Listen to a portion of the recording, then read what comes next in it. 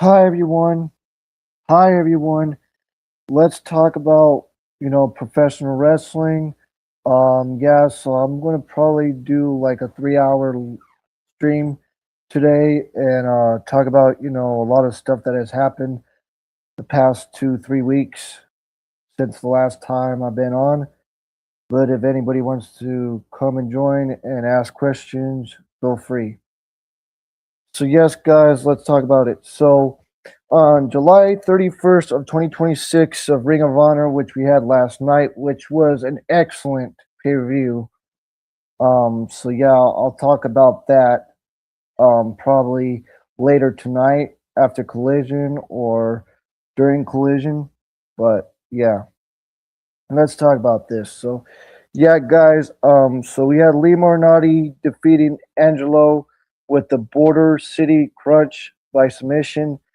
Then we had Em- Emi Sakura defeating Viva Van with a underhook backbreaker by pinfall. Then we had Demonte defeating Ali Kitch with one in the chamber by pinfall. Then we had AR Fox defeating Sol Soleil. So yeah, AR Fox defeated Soleil with a 450 splash by pinfall. Then we have the Pro Rules match with Steph Delalanter defeating Rachel Erling with a sit out fireman carry by pinfall. Then we had Trish Adore defeating Angelina Reeks with a lariat Turman by pinfall. Then we had Lish Julia also again Lulia Exa defeating Furfixon with an avalanche sit out fireman carry by pinfall. Then we had a 8-man tag match with the Grizzly Young Vets and the Kingdom defeating the Fun Erics and Busted in the Brain by roll up pinfall. Then we had Jenna Stills defeating Sarah Lennon. Second, Jenna Stills Jenna Stills defeated Sarah Leon with an Indian Deathlock submission. Then we had Juice Robinson defeating Anthony Henry with the Juice is Loose by pinfall. So yes, guys, I'm going to tell you guys the match that started the show was amazing. I'm telling you, that match that I told you already with Lee Moriarty versus Angelo, back and forth, really good action to start the show, guys. Really good stuff. Angelo got some offense in this match as well, got some hits and got some offense, but at the end, Lee Moriarty won the match and retained his pure championship. Then we had a backstage interview with Nick Wayne and Bandito. Lex Miller is backstage with Ring of Honor's champion Bandito and Nick Wayne as the world title match for Death Before Dishonor, which what happened last night, which we'll talk about. That match was a banger between Wayne and Bandito. Oh man, I'm telling you. And then he sues Lexi Miller for not giving him a proper introduction. Well, Bandito says it's nothing without honor as he's been world champion for over 400 days. And Nick Wayne says talent wins titles, not honor, as he's going to set the record of becoming the youngest Ring of Honor champion of all time. And Beto, also again, he said he'll be the youngest Ring of Honor champion of all time. And Bandito says fine. And Nick Wayne gets his shot and he calls himself the prodigy. And Bandito will show him why he's the most wanted. And Nick Wayne told him to keep his head on a shovel. On a shovel, you know. I know I'm saying it wrong, but shovel, in a shovel. But then we had the other match with Ima Sharakawa versus Viva Van. I thought this was a decent match. You know, Ima Shara got some offense and she won the match here. You know, got all the momentum mostly, but Viva Van got some offense too. Don't decimate Viva Van because she's amazing in the ring, guys. I'm telling you. and for fiction too. I don't want to hear this. Oh, they can't wrestle, or they do blah blah blah, and the one and the two and the other from the, you know, the community. You know, I don't know why they can't get their act together, but that's just how the community that we're in. So yeah, and then we had a backstage, the Kingdom and the Grizzly Young veterans, which was really good with the Kingdom. I love the Kingdom, I'm telling you, with Mike Bennett and Matt Devin, which I thought they were going to win last night, but I'll tell you who won. El Sky team retained their Ring of Honor tag team titles, which was still an amazing four-way. But let's talk about this, guys. So the Kingdom, I'll say it again, guys. The Kingdom are backstage busy on their phones using AI to give their answers, while Busta and the Brain want to play titty stick, I'll say again, tummy stick with the Von Erichs, and they are a new computerized Kingdom, and Mike Bennett and Matt Devin are, I'll say again, are realize after they hydrate they can't spell AI without Grizzly Young veterans, and who are their partners in this 8-man tag later in the night. And then Zach Gibson walks in with Drake and says they do not trust AI and they do not trust the system. Just do not screw it up. And Grizzly Young vets left before Matt Devin can get a proper answer from his phone, bumping to look up, and no one was there. Same thing that happens to me too, guys. Funny stuff. That's why I like the Kingdom. A lot of us are probably like that, you know, with our phones. You know, but yeah, you gotta get some comedy in the community needs sense of humor. They really do. The IWC needs that, and love too. So that's my thoughts on that. So yeah, carry on. Then we had DeMonte fences Ali Kutch, which was, let's say it was an okay match, but I still enjoyed it. Got some offense with Ali Kutch. Don't underestimate her either from the Indies. I mean, all of her work with Effie, you know, Effie from the Independence too, from GCW, Effie. So yes, guys, you could go back and see her stuff with Effie. So let's carry on. So yeah, DeMonte won this match, and she carried, you know, here and there, but the match was okay, and that's what happened there. And a good victory for DeMonte. Still enjoyed it though, even though I thought it was all right. Then the post match, DeMonte keeps the attack going with an ankle lock to Queen Mamanada, hits the ring and runs DeMonte out as she sprints to Ali Kutch, following following accept that to a match soon, or even at death before dishonor, which really, yeah, we had a tag team match with Mia Shirakawa and Queen Mamanada versus Viva Van and Fear Fiction, which I was just talking about a couple seconds ago, which was a good match. And you know, Mia and Queen Mamanada won, but we'll talk about that later, the whole details and stuff later tonight or this evening, or early this evening, or whatever. Then we had a video of Shane Taylor with, you know, Coleman, with, you know, the scoops and stuff that he's been doing on Ring of Honor, which I love. You know, this is really good to get people interest to watch Ring of Honor, to know stories and stuff. So if anybody wants to watch Ring of Honor, I give you advice to do that if you want to. But I know some of you just like the other company, just one company, but that's your opinion. I just don't like you saying that you want a company to go out of business and people losing their jobs. That's just ridiculous. But anyways, let's carry on.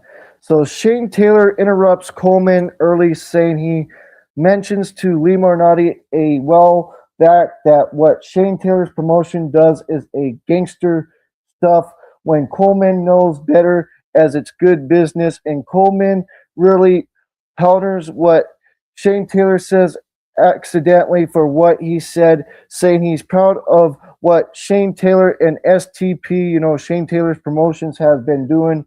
And Shane Taylor says he took John Moxley out on 3 occasions, as one has taken the fight to the Death Riders. You remember that, guys? We talked about that. Summer blockbuster. That show was really good, man.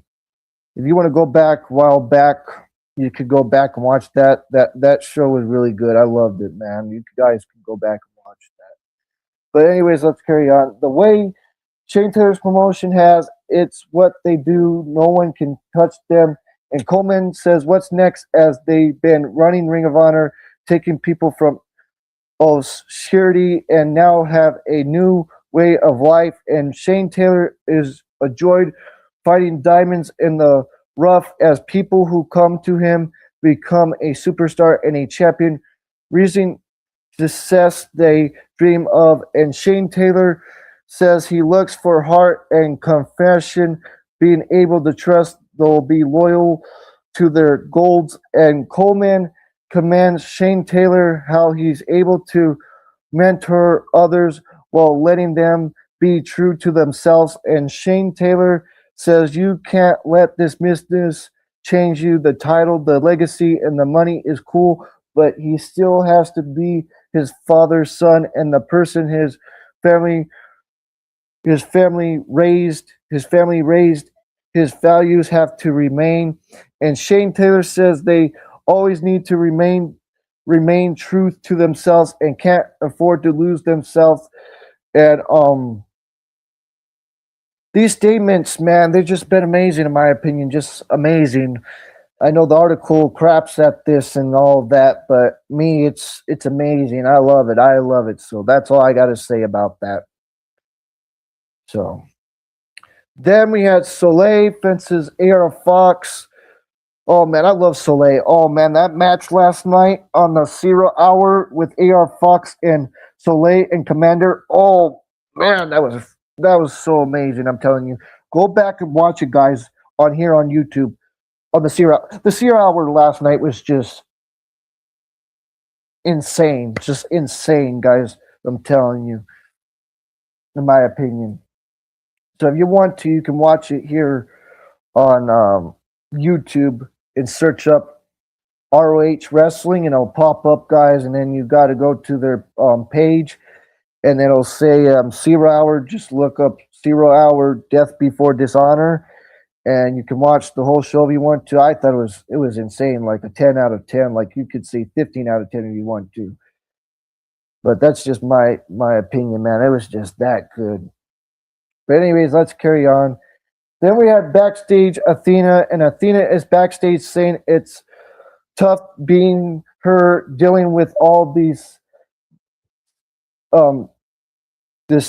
disparate. Also again, guys, separate who she's thinking they're gods, calling themselves forever when they just been around a hot minute, including Hasuki and Death Before Dishonor. She's going to something no one expects. She's going to bet on Hasuki 1/4. So if she beats Athena, she'll be a billionaire. If she wins the title, may have tried, but Athena will be the forever Ring of Honor Women's Champion, which indeed she did last night. Athena retained, and that was the main event from last night from Death Before Dishonor. And Hasuki did good in the match, but Billy Starks and DeMonte came out there, helping their girl Athena, so I thought it was really good, even though they helped her cheat to retain and and all of that stuff, and then Athena coming back and all of that, and the referee counting to 20 and all that other stuff. So yeah. So yes, guys, let's carry on. And then we had a Pure Rules match with Steph Del Enter taking on Rachel Erling, which was a fine match, and Steph Del Enter won and picked up the victory. She did good in this match too, Rachel Erling, but she failed in this match. Even though she lost and failed, don't WrestleMania her either, guys. Then we had a video of Juice Robinson. We get a Juice Robinson promo about coming to Ring of Honor and winning a match tonight with Anthony Henry. If you thought Robinson wouldn't talk about his nipples, you'll be dead wrong. And he did absolutely immediately, which was pretty funny in my opinion. But good stuff. And then Trish Adora faced Angelina Risk, I thought this match was fine for what it was. Okay. Um, Angela Risk did some offense in this match. Good for her. Even though she failed in this match, she lost and failed in this match. But give it up to Angela Risk, guys. So that's my thoughts on that. And Trish Adore, I would love to see her in Dynamite, like have more matches on Dynamite or Collision. I wouldn't mind Tony Khan to have her in AEW, like have matches there. But yeah, that's my thoughts on that, guys. Then we had a backstage with Steph Delanter, and Steph Delanter cut a promo backstage saying she's the best Pure Rules wrestler in Ring of Honor, and Deonna Purrazzo knows that. Demanding a title shot already. If Deonna Purrazzo is a fighting champion, she'll put the title on the line as things about to change. As Ring of Honor is SDL, Steph Delanter for short. You know, commercials. Commercials like CT, CS, and all that other stuff. Yeah. So much for raising the risk, like I mentioned, mentioned earlier, and all this other stuff that we were talking about with Steph Delanter and Deonna Purrazzo. Like the match last night, I thought it was okay for what it was. It wasn't bad, but I thought that Steph Delanter was going to get more of a chance going back and forth, hard hitting. But the match was just fine for what it was, in my opinion. Like it was all right, like not terrible, not anything like that, but I still enjoyed some of it though. But anyways, let's carry on. Then we had Fear Fences, Julia Exa, and Julia Exa picked up the victory. Good for her, you know what I'm saying? And so yes, guys, that's my thoughts on that. Good for her picking up the victory with the sit out Fairman carry, And Fear Fenson, don't WrestleMania her, like I was saying, guys. Even though she lost the match, like you guys should watch some of her other stuff. Like I would love Tony Khan to have her be more on Dynamite and Collision, just like Trish Adora. But let's carry on, guys. Then backstage, Nigel McGuinness says life is about timing. The last two times he faced Lee Moriarty under Pure Rules and Iron Man match, he was not. He also again he was the better man. If Nigel couldn't beat Lee Moriarty after 3 minutes, he'll never wrestle in Ring of Honor again and stuff. Which the match didn't happen because he wasn't cleared. So yes, guys, he wasn't cleared last night. So we had Shibata versus Lee Moriarty. Oh my goodness, that match was excellent. Shibata and Lee Moriarty just boom, boom, boom, boom, boom, boom, boom, boom, boom, boom, boom, boom, boom. Yeah.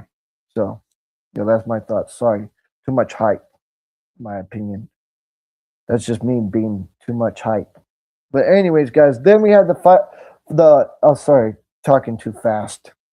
Then we had an 8-man tag match with the Grizzly Young Vets taking on the System and the Busta and the Brain, which was a good match. I'm telling you guys, this match right here, this 8-man tag, loved it in my opinion. And the Grizzly Young Vets and the Kingdom One. So yeah, the Busta and the Brain, I like those guys too.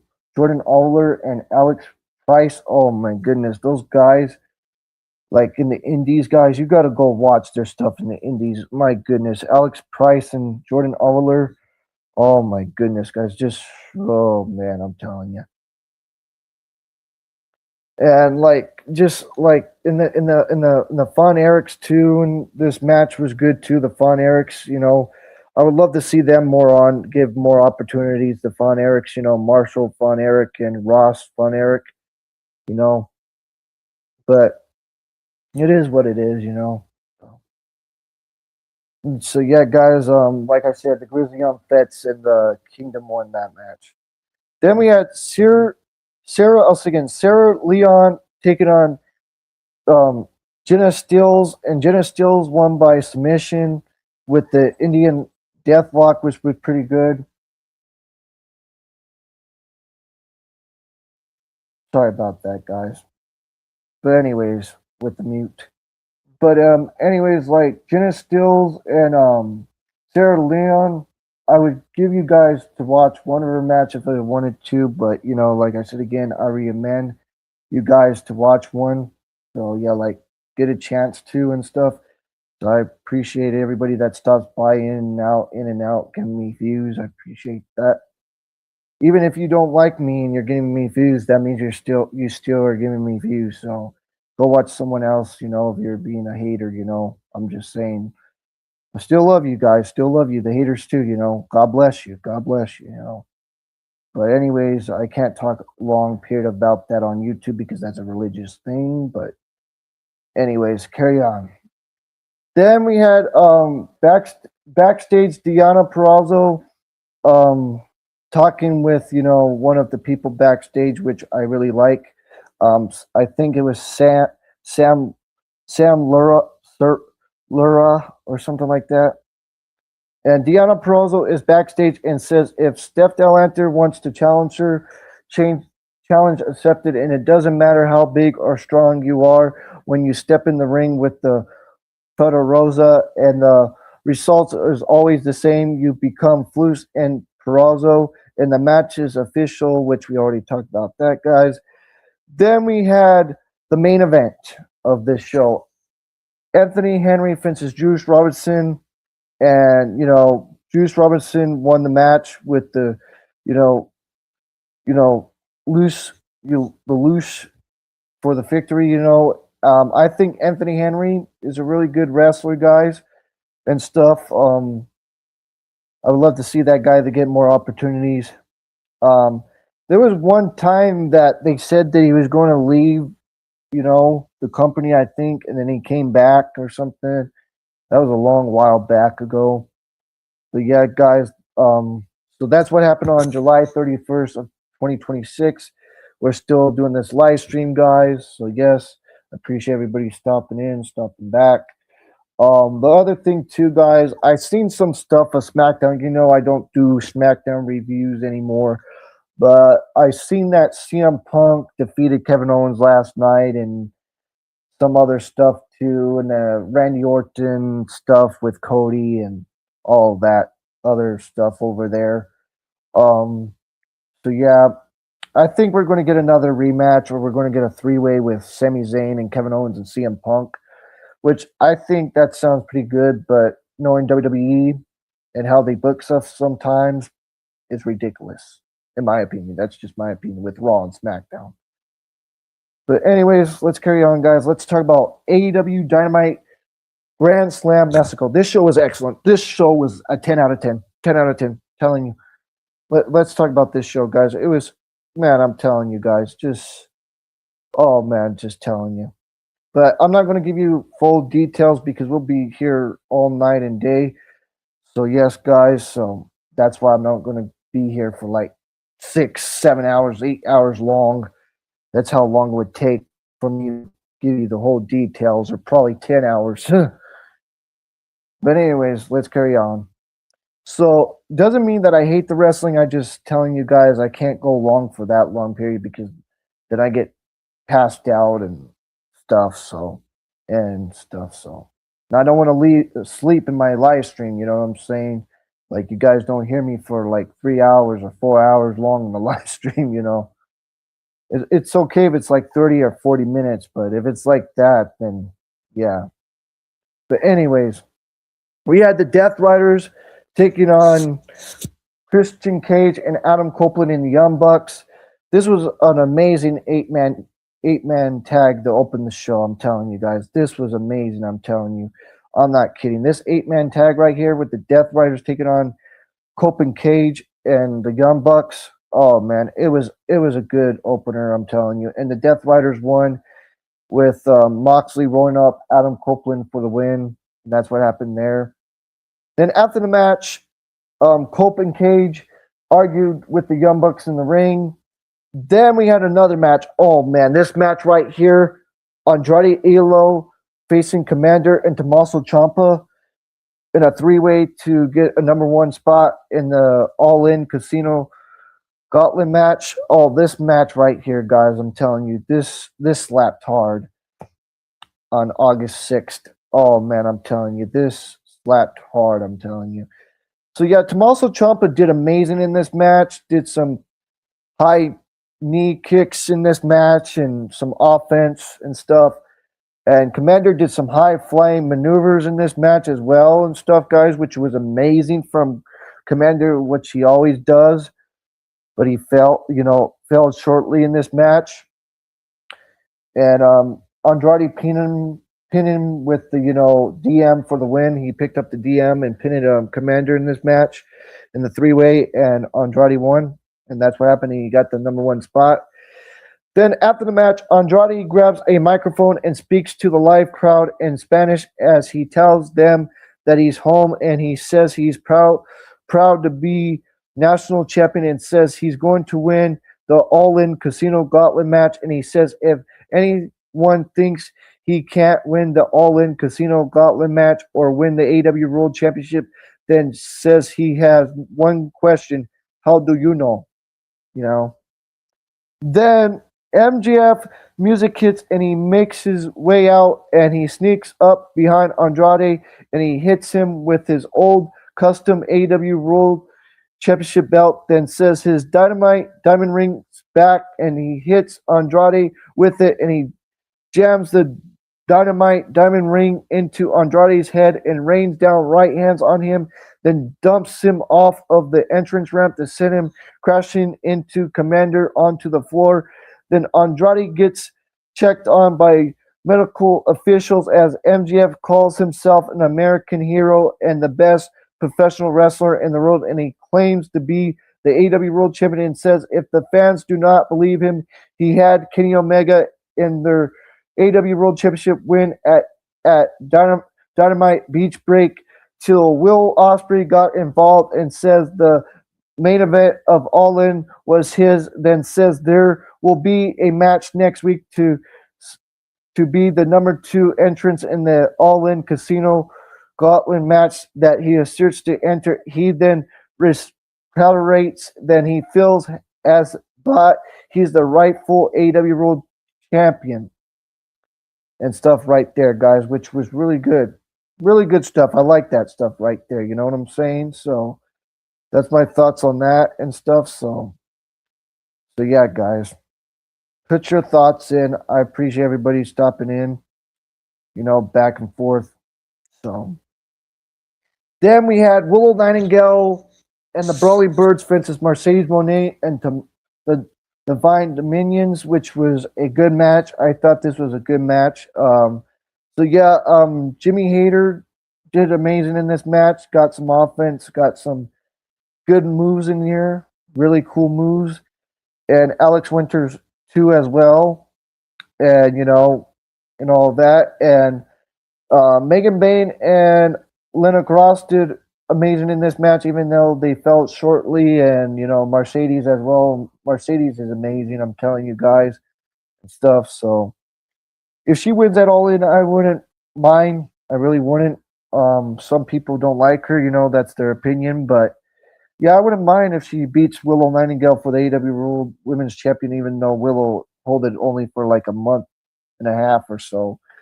But yeah, guys, let's carry on. Then after the match, a graphic appears on the Jumbotron revealing that the Brawling Birds will take on the Divine Dominions for the AEW Women's World Tag Team titles. I'm going for the Divine Dominions because I love Megan Bayne and Lena Cross, and I love Jimmy Hayter too, and Alex Winters as well.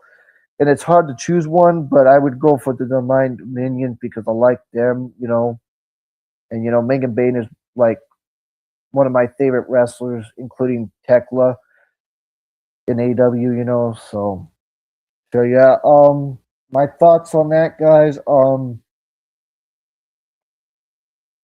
Like I said again, I'm going for the Divine Dominions, but if the Brawling Birds win those titles at All In, amazing. That's going to be an excellent moment for both of them because both of them are from England. So yeah. Then then we had Kyle Fletcher fences Mike Bailey for the international championship.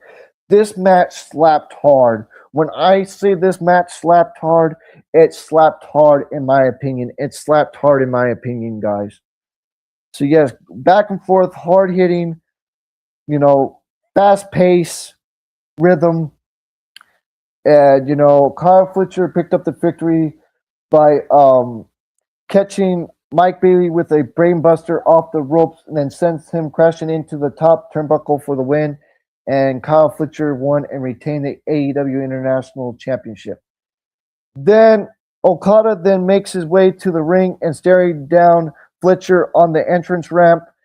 Then we had Injasiro and Kevin Knight and Chris Jericho and Mystico and Darby Allin, and Jericho dressed up all in his, lion, the lion gimmick that he had in WCW, which, guys, you WCW fans out there, the ones that liked WCW, that company that's no longer around, hasn't been around since,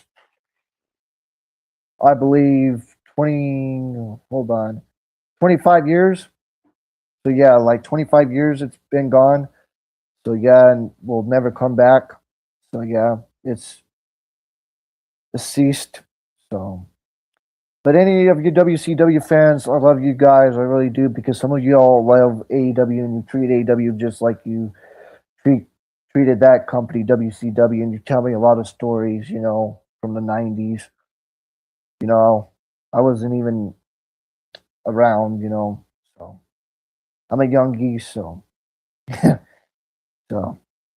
But yes, let's carry on. So yes, guys, this match was really good. I loved it and stuff, and Darby Allin did amazing. With Kevin Knight back and forth, really good with them. They're going to have a match at All In, the Falls Count Anywheres, which I'm looking forward to. A lot of other people saying it's crap and yada yada yada. 1, 2, 3, and the one other, and this other, and that other.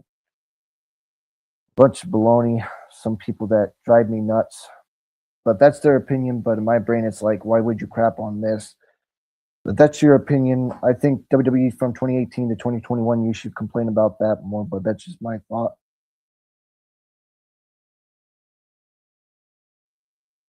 So yeah, my thoughts on the match, anyways. Jericho and Mystico and Darby picked up the victory with Darby Allin pinning Kevin Knight 1, 2, 3, and doing the coffin drop off the top rope to Kevin Knight. Then Darby then pinned Kevin Knight for the win, and that's what happened. And Jericho did amazing in this match. Did some hits here and there and stuff. And Mystico did amazing. Mystico, oh my goodness, Mystico did amazing in this match. Um, and they picked up the victory, and the Don Callis family, Kevin Knight, he did amazing. Inchasiro did amazing in the match too as well. I thought they did amazing. Kevin Knight and Inchasiro and Okada. I thought Okada did some good stuff as well, but not much. But don't restimate him too, guys. And I know he doesn't get used that much in AW, but if you want to watch the stuff, go watch Japan stuff on here on YouTube. But anyways, that's just my opinion. Sorry to be rude, being harsh, but that's just how I feel about the people that say, "Oh, I won't watch that. Oh, I hope the company dies." Oh, give me a break. Give me a break. Okay, then we had Chris Stellanter fences Pierce Stephanie, which was an amazing match with Pierce Stephanie picking up the win by cheating. So yeah, she did amazing in this match, and good for Pierce Stephanie being a good heel. For all the people that want to complain about her, that's your opinion, but don't wish with bad things for these people. That's just wrong, in my opinion. And some of you probably agree with me, the real wrestling fans that don't crap on these wrestlers because they break their backs for our entertainment and stuff, and then they go to their home and they work for these big companies to feed their families. What about you? You understand that, but you don't. Some of you don't. But anyways, that's just being. I won't talk about But anyways, but Pierce Stephanie, picked up the victory by doing a frog splash into Chris Delenter off the top rope and pinning her for the win. And that's what happened. And Chris Delenter did amazing in this match too. She got some offense on Pierce Stephanie as well, guys. She did amazing in this match, even though she fell short. I think Chris Delenter is an amazing wrestler. She really is. I like Chris Delenter as well. She's one of my other favorites as well. If you guys have never heard me say that. So. Then after the match, Maya ruled and Hyan run out to the ring to check on Chris Delenter and help her up. Then the good and the bad and the ugly took on, the demand. So yes, guys, for the trios titles, and the good and the bad and the ugly became the new AW Trios champions, which I don't know why they're playing hot potato with these titles. Like 1 week you go to this title and then this one and that and this and that. But at All In, like everybody's saying, we're getting a ladder match, like a 16, 12-man tag trio match. I think like a 12-man trios match or 16-man trios match, ladder match or something like that. But if Swerve and the New Day come out at All In, you know what I'm saying? If the New Day come back and come to AW,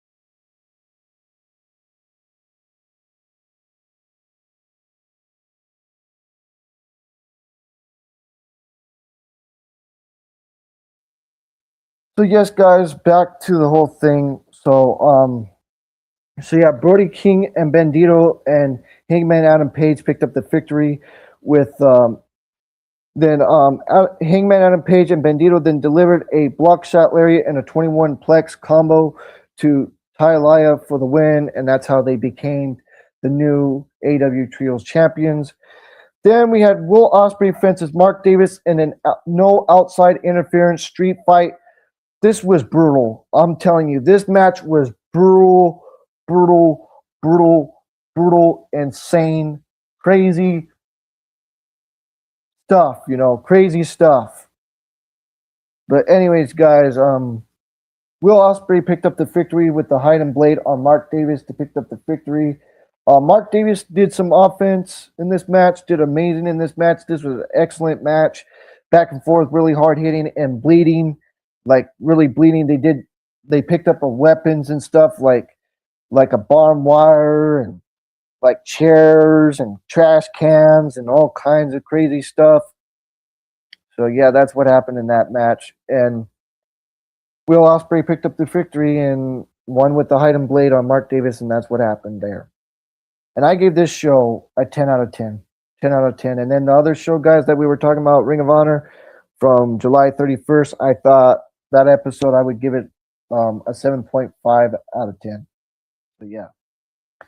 Let's still keep on going, guys. And thanks for joining. Like I repeat myself all the time. It's a habit, but some of you don't like it. Too bad, too sad. But that's for the haters. But anyways, let's talk about NXT now. From August 4th. Oh man, NXT, I'm telling you, NXT is the most show that's most entertaining in WWE right now. I'm telling you. Let's carry on, guys, and talk about this show, which was an excellent show. I love NXT.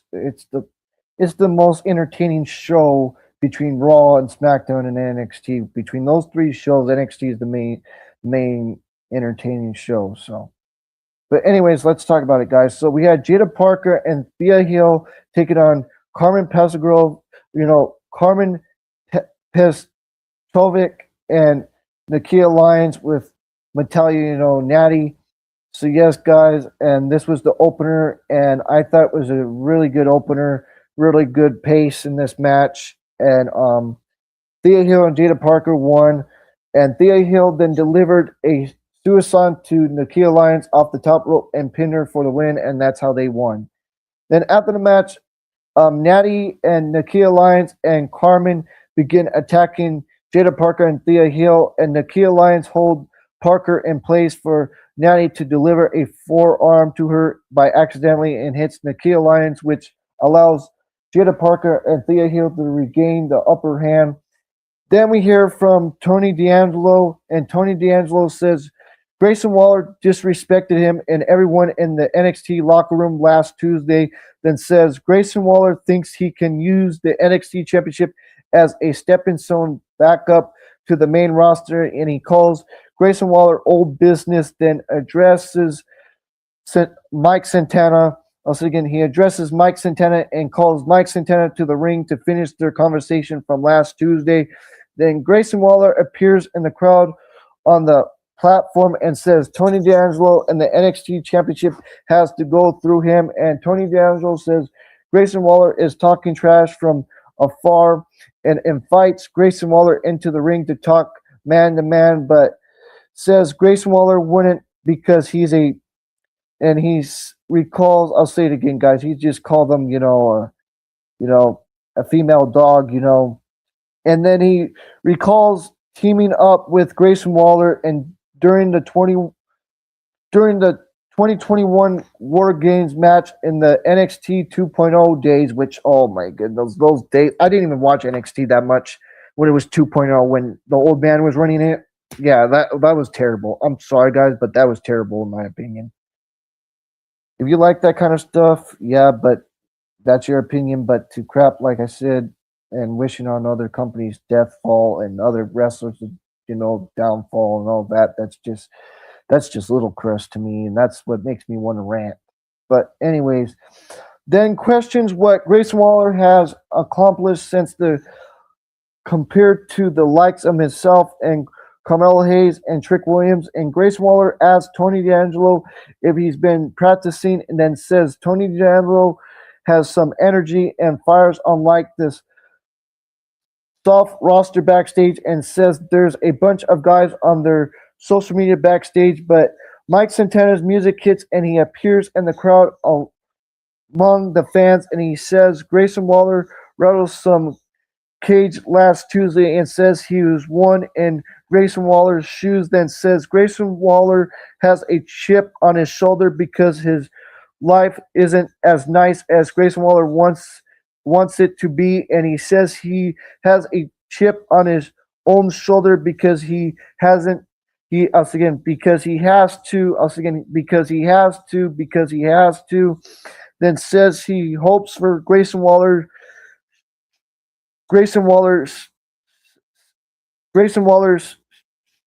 strike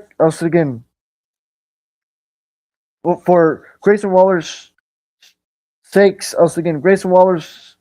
sakes that he's never has to reach the low he did when he looks at the man in the mirror. And he says the difference between himself and Grayson Waller is that he spent years proving he belongs in NXT, while Grayson Waller spends years proving to other people in a fear to get noticed. And Grayson Waller asked Mike Santana how many times he will tell the same sad story, then says he chooses to embrace his own personal demons.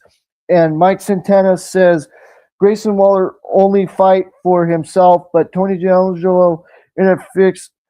Tony D'Angelo interferes and tells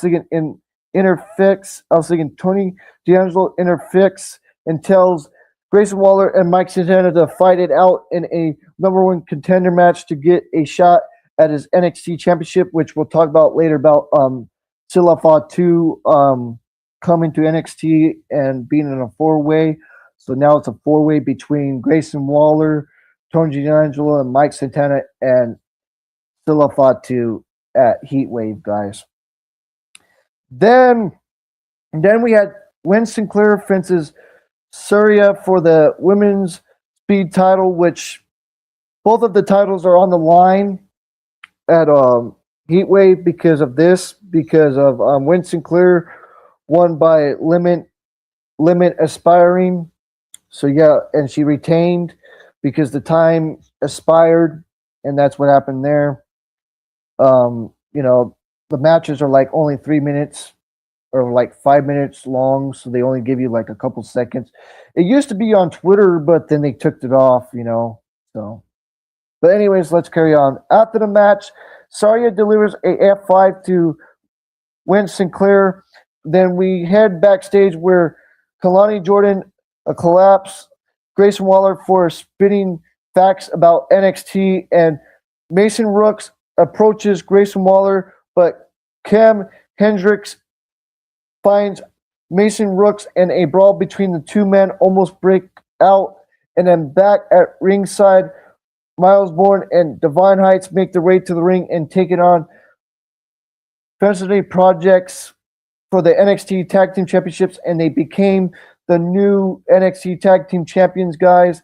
So yeah, that was amazing. I'm telling you, Miles Bourne and Devon Heights became the new NXT Tag Team Champions. I'm telling you, I didn't see that coming. I really didn't. I didn't see Miles Bourne and Devon Heights taking the titles off of the Felicity Projects with Jackson Drake and you know, those guys, Jackson Drake, you know, with them by their side, you know, their you know, manager, being side, you know, that's what managers do and stuff, you know, teammates do as well.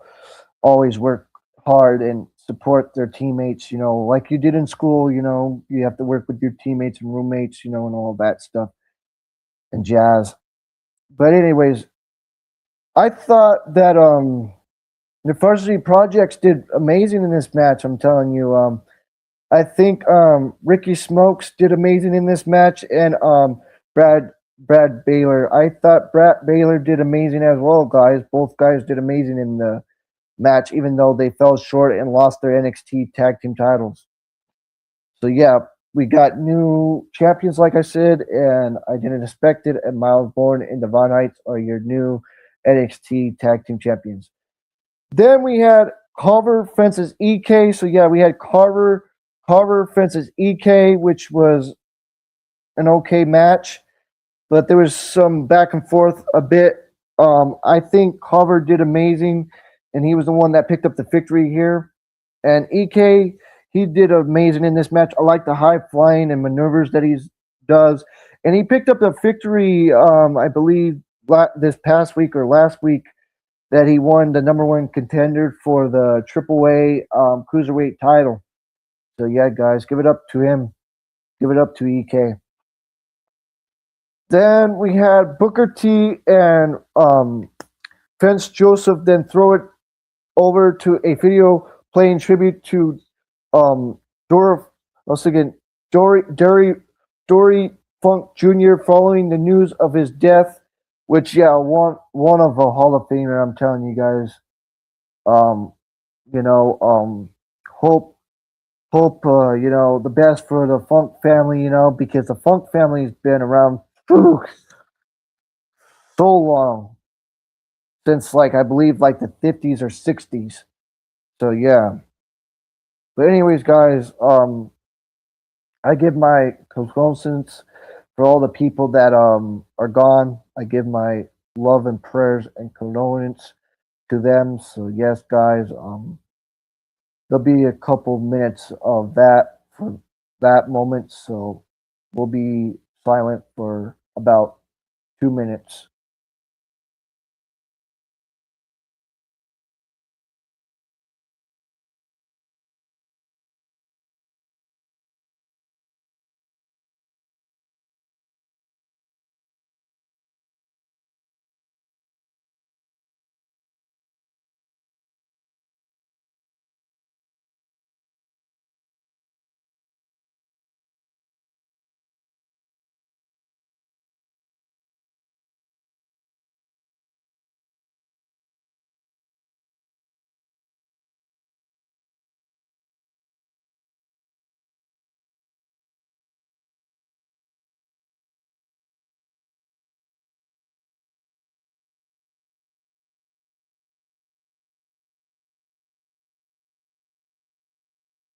Okay, so we're back, guys.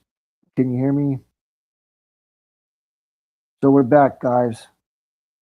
So so yeah, we're back. So I just wanted to get some silence from there. So then we had Kendall Gray with Winston Clear facing Lowell Vice in an NXT Underground match for the NXT Women's Championship, which was a fun match. I'm telling you guys, I thought it was a great match in the main event. Um, Lowell Vice did amazing in this match. Did her punch, kicks, moves, all that amazing good stuff. But she fell short, and Gray won with an armbar on Lowell Vice, and Lowell Vice tapped out, and that's what happened. And she won by an armbar, Kendall Gray, and that's how she retained. Then after the match, Kendall Gray raised Lowell Vice's arm as of respect to her, and that's how the show went off. And I gave this show a 10 out of 10. A 10 out of 10, I'm telling you. The thing, guys, Lola Vice, I heard that she's going to the main roster. I hope they use her. I hope Triple H knows how to use her because I haven't seen Tatum Paisley. I only seen her like one match with Alexa Bliss and Charlotte Flair. By short clips, you know what I'm saying? But I hope that they use her. That's all I gotta say. Just like with Tatum Paisley, I've seen her a little bit, but they need to use more of the talent. It's like Shawn Michaels knows how to do it. His friend is a better booker than he is. I don't know how this dude Triple H books crap. He books crap. He can't hit a show like good, good, good, good, good, good, good. It's like good and then bad, bad, bad, bad, bad, bad, bad, bad, bad, bad, bad, bad. And then once in blue moon we get a good show from him. Once in blue moon. I don't get Triple H. I really don't. I don't know why the old man even gave it to him or whatever, or TKO, the bigger company, that whole place that owns WWE now, with TK Blow. I call them TK Blow because they don't know how to make good deals. They really don't. I'm telling you. I'm sorry, guys. I love that they did a partnership, NXT and TNA. That's one good thing. But why don't they do it with Raw and SmackDown as well? They have that on Raw and SmackDown too with the deal with TNA. But it is what it is. But anyways, let's carry on and go back to Ring of Honor, guys. So yeah, that was from what I talked about. That AEW Grand Slam Mexico was from August 5th. I said 6th. That was accidentally mistaken because days go by fast and I forget which days. But yeah, it was on August 5th was Grand Slam Mexico. Then, like I said, we just talked about August 4th with NXT, then July 31st with Ring of Honor. So now we're going to talk about Ring of Honor from August 6th. And TNA here in a second or two. We'll talk about that as well, guys. So yeah. So let's talk about Ring of Honor from August 6th now, guys. So we had the Ring of Honor Women's World Championship Proving Ground match. Athena defeated Jenna Kai with the old face. Oh, Jenna Kai, guys, you guys gotta watch her a lot in Ring of Honor. I'm happy that she's in Ring of Honor, but her stuff that she did with the Conrad unit when she was in MLW, oh my goodness, man, she was amazing in MLW. Oh man, I miss her in MLW. I really do. She was really good in MLW and her stuff from the Independents. You should look up her matches, guys. Jenna Kai, oh man, I'm telling you, that girl's amazing.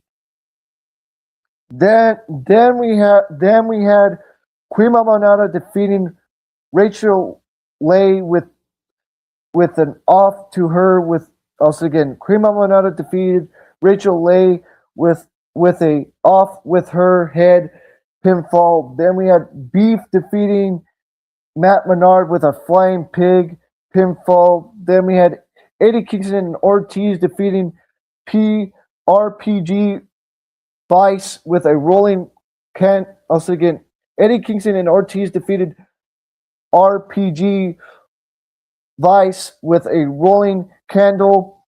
then we had, Ashanti Adonis, that was his old name in WWE, but he's going by B B Haya Miles. Also again, D Haya Miles defeated Dante Kozanova with a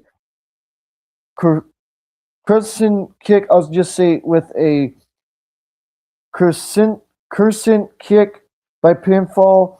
Then we had Action Andretti defeating LJ Clearly with a naked choke by submission. I love LK Clearly. I'm telling you, LK Clearly is amazing. Then we had a 6-man tag team championship with the Colognes, the old guys, Orlando and Eddie and Serpentico defeating Brendan Cutler and Tori Yuki and Jay Lucy with a backbreaker and stuff like that, guys, which was pretty good and stuff. And then we had the M&M collection defeating Aaron Solo and Nick Caruso with the center fold. Then we had the Ring of Honor Women's World Television Championship, Red Velvet defeating Isla Dawn with a clutch pinfall. Then we had an 8-man tag team match with the Outrunners and Dante Castle and Adam Priest defeating the Legal Twist and Griff Grinson by pinfall. And then we had backstage Athena and Jenna Kai, and the Ring of Honor Women's World Champion Athena was seen backstage with Billy Starks for an interview with Sam Lursa for some words about her becoming the longest reigning world champion in the modern era for a man or women's champion. And Athena talks about Jenna Kai stepping up to the plate for a match with her tonight. Then we had the match, and I thought the match was fine. And I still enjoyed it, even though it was fine and stuff, guys. And Athena picked up the Athena picked up the victory and defeated Jenna Kai, like I repeat myself 1,000 times. Then we had the good, the bad, and the ugly, Hangman and Page and Bandito and Brody King video of, we got some words from, the trios champions, Bandito and Hangman and Page and Brody King after, winning the titles at Grand Slam Mexico. Then we had Crema Moneta facing Rachel Leigh, and Rachel Leigh got some offense here and stuff, a little bit of offense and stuff, but Crema Moneta picked up the victory here, and that's what happened with her. And like I said again, she picked up with pinning her head in 1, 2, 3, and all of that stuff, and that's what happened there. Then we had Beef taking on Matt Menard, and Beef picked up the victory with a flying pig, like we just said, guys. And Matt Menard did amazing in this match. I thought it was a good match, really good match for him, even though he fell short. So yeah. Then the post match, the Premier Athletes attacked Matt Menard as our device slaps Beef. This promotes Beef to attack Matt Menard some more, but he shows some remorse afterwards. Then we had backstage Jenna Kai, and Jenna Kai challenged Billy Starks to face us again. Jenna Kai challenged Billy Starks to face her after what happened in the Proving Ground match earlier in that night. Then we had RPG Vice taking on Eddie Kingston and Ortiz, which was a great match. Really good showcasing from RPG Vice, even though they lost the match here with Rocky Romero and Trent Beretta. Love those guys, even though they're great heels and stuff, and being a part of the Don Callis family. And then after the match, PRG Vice responds to the loss by attacking Ortiz and Eddie Kingston. The two hit the strong zero double stomp combo on Eddie Kingston right onto a chair, and that's what happened right there. Really good stuff. Then the video of the Kingdom. This was really good with the Kingdom with Coleman. Let's talk about it, guys. So Matt Devin and Mike Bennett said that they were looking for an intelligence and they couldn't found in Ring of Honor in the form of Artur's intelligence. And Matt Devin says that the AI told him, and Matt Bennett leans into their Sylvie and taunting, and Matt Mike Bennett. I was thinking Mike Bennett wonders why more teams didn't seek more help from essentially intelligence like they have, and Coleman questioned the Kingdom on why they need AI help in the first place. And Bennett and Devin continue asserts the essentially through of AI, much to Coleman confessing. And Matt Devin says that he wanted to win by any means necessary, and the Kingdom claimed that the Spera was making them smarter and calling themselves a more computerized kingdom these days.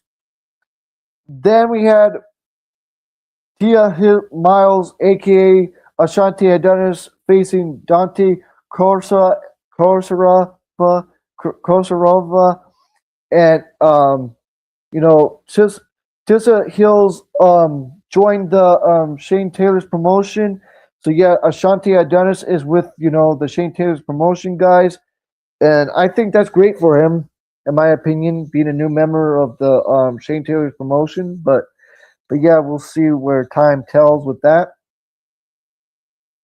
Then we had Action Andretti facing LJ Curley and Andrade, not Andrade, mistakenly, that happens to all of us when we talk about Action Andretti. So Action Andretti picked up the victory with the submission, like we just said, with the naked choke.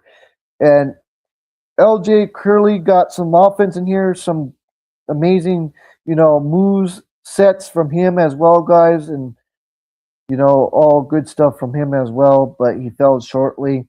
But Action Andretti picked up the victory, and that's what happened there. Then we had backstage with Ortiz and Eddie Kingston and Mans Warner, and Mans Warner and Eddie Kingston and Ortiz had some words for P. Well, I'll say it again. Mans Warner and Eddie Kingston and Ortiz had some words for RPG Vice and promising vengeance on Rocco Romero and Trent Beretta. Then we had a 6-man tag match with Brendan Cutler and Terry Yuki and Jay Lucy facing the Cologne, Eddie and Orlando the Clone and Serpentico, which was just a 6-man tag, which, the article made a mistake and stuff, guys, which, that wasn't a 6-man tag because we know that it was the Dalton Castle and the Outrunners were champions. They had them for a little while, but last night they Sicily lost the titles to the Legal Twist, which we'll talk about that, which I thought was a great opener from last night in Death Before Dishonor. But let's carry on. So Mark Sterling, I'll say again, guys, hold on. So Mark Sterling, I'll repeat again because I like repeating myself, and I don't care what anybody says. I know it drives people nuts. But Mark Sterling was backstage as he unveiled a new action figure of himself to Dalton Castle and the Outrunners, and Mark Sterling was happy with his toy, but Castle and the Outrunners want to instead have their action figures to beat up the Mark Sterling figure, and the figure is available on stores, and you could get it at collectionmajor.com, and that's what happened there.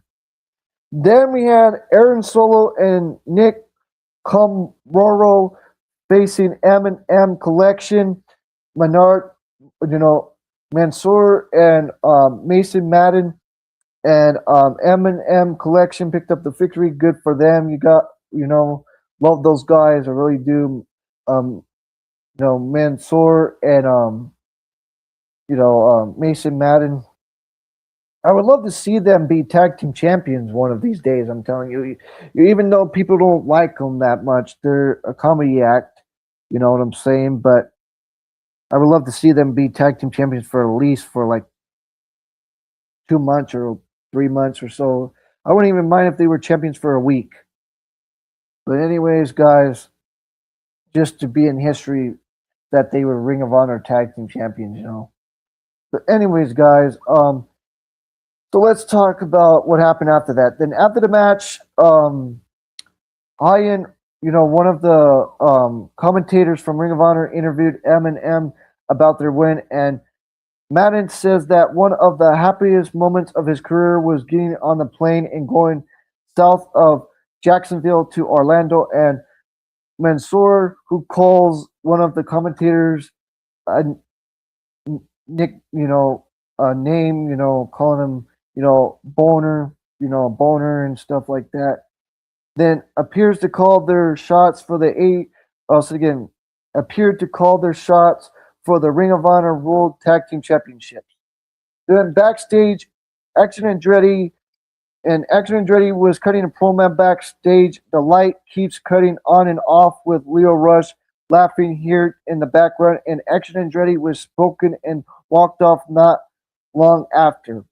Then we had Red Velvet Vince's Isa Dawn, and Red Velvet retained and defeated her. And I think that Isa Dawn did amazing in this match. She did some offense here and there, but I thought it was a really good match between those two women.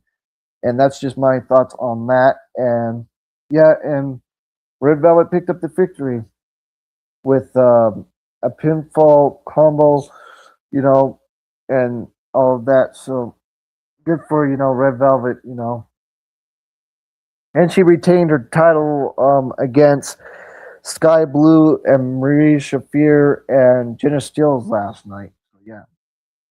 Then we had an 8-man tag match with the Legal Twist, Jay Legal and Blake Christian and Lee Johnson and Griff Grinson taking on the Outrunners Truth and Turbo and Dalton Castle and Adam Priest, which was a really good match in the main event.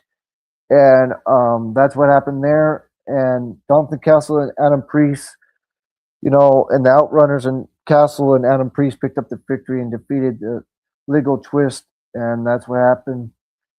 And Griff Grinson got some offense and stuff, and the Legal Twist too. Love those guys. Now they're the trios, not the trios, but the six-man Ring of Honor 6-man tag team champions now. So yeah. Then after the match, Griff Grinson attacks Prince. I'll say again, guys. Presents Vince as Jack Jameson seems to join in on the attack, and Jameson takes the mic and says that he and Griff Grinson were sick of boozing and losing as of Vince afterwards, and the Dark Order runs in and looks to come into the aid of their former ally, and Vince and Jameson back off while Eva Uno and Alex Reynolds stood with Vince in the ring after a moment of Vince embrace Uno and Reynolds in this week of Ring of Honor, and that's what happened, and that's what ended with Vince, and now is back in the Ring of Honor fold. So that's what happened on that episode, guys. And I gave that episode an 8.5 out of 10. An 8.5 out of 10. That was a really good episode from Ring of Honor. Now let's talk about TNA Impact, guys, from August 6th.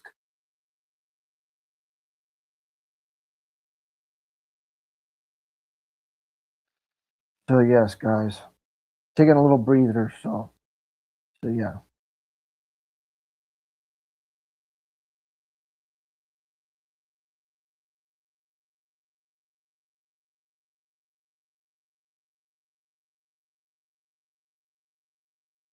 So then we had Ryan Nemeth fences Matt Hardy, which was a really good match with Ryan Nemeth and Matt Hardy back and forth for a while, back and forth, back and forth. Ryan Nemeth was trying to cheat and stuff a couple times here and there. Got some offense, Ryan Nemeth, Nick Nemeth's brother. But at the end, Matt Hardy picked up the win with the twist of fate, and that's what happened there, guys. Then afterwards, Just Miller is with the TNA Knockouts World Champion Xia Brookside ahead of her title match against Wendy Chu. And Xia Brookside is confident she will not allow Wendy Chu to take the title back to NXT. And Atlanta Black interrupts, and Brookside leaves her with a warning. Then last week on TNA Impact on AMC, Jason Hooks defeated Mustafa Ali to become the new reigning TNA International Champion, and he celebrates with his family before Jess Miller interrupts to ask him about what this victory means to him and the TNA International Champion. And Jason Hooks feels he proves he wasn't just a sidekick and he was not to take this for granted. And Rick Swan and BTE celebrate him, and that's what happened there, guys. And then we had Heather by Elegance taking on Maura Shade, which I heard Maura Shade is no longer in TNA, guys. This was her final match, and she lost. And Heather by Elegance picked up the victory here. And I think Maura Shade did amazing in this match, back and forth with her and Heather by Elegance, and Heather did amazing. I think she did really good. Heather Reckness. She used to be Heather Reckness, but yeah. So yes, guys, I thought that was a good match between those two, and probably a good standoff for send off for her from TNA, leaving TNA that way. But a lot of people are speculating that she's going to AEW because her man's in AEW and her man is Kevin Knight. But yeah, we're not going to talk about marriages and all spouse things about wrestlers and stuff. But that's just how my channel is. But carry on. Then we had Moose is backstage and challenges Frankie Kazarian to go head to head at Lockdown. Oh man, I can't wait for that match. Escape the Cage this Sunday. I can't wait for that match between those two guys Sunday. Tomorrow. So tomorrow night, I can't wait for that. Then Mustafa Ali joins Jason Hooks' family when he steps away for a photo shot, and he's proud of Jason Hooks, but he's hurt that he's planned to take back the TNA International title. Then we had Casey Navarro taking on Brian Myers, and Casey Navarro picked up the victory by disqualification, and that's what happened there, guys. And Giovanni Vince, I love that guy. You know what I'm saying? Really good tag match right here and stuff. We'll talk about that here as well, guys. So yeah, the match ended in a disqualification first with Casey Navarro and Brian Myers, and it ended in a disqualification. That's what happened there.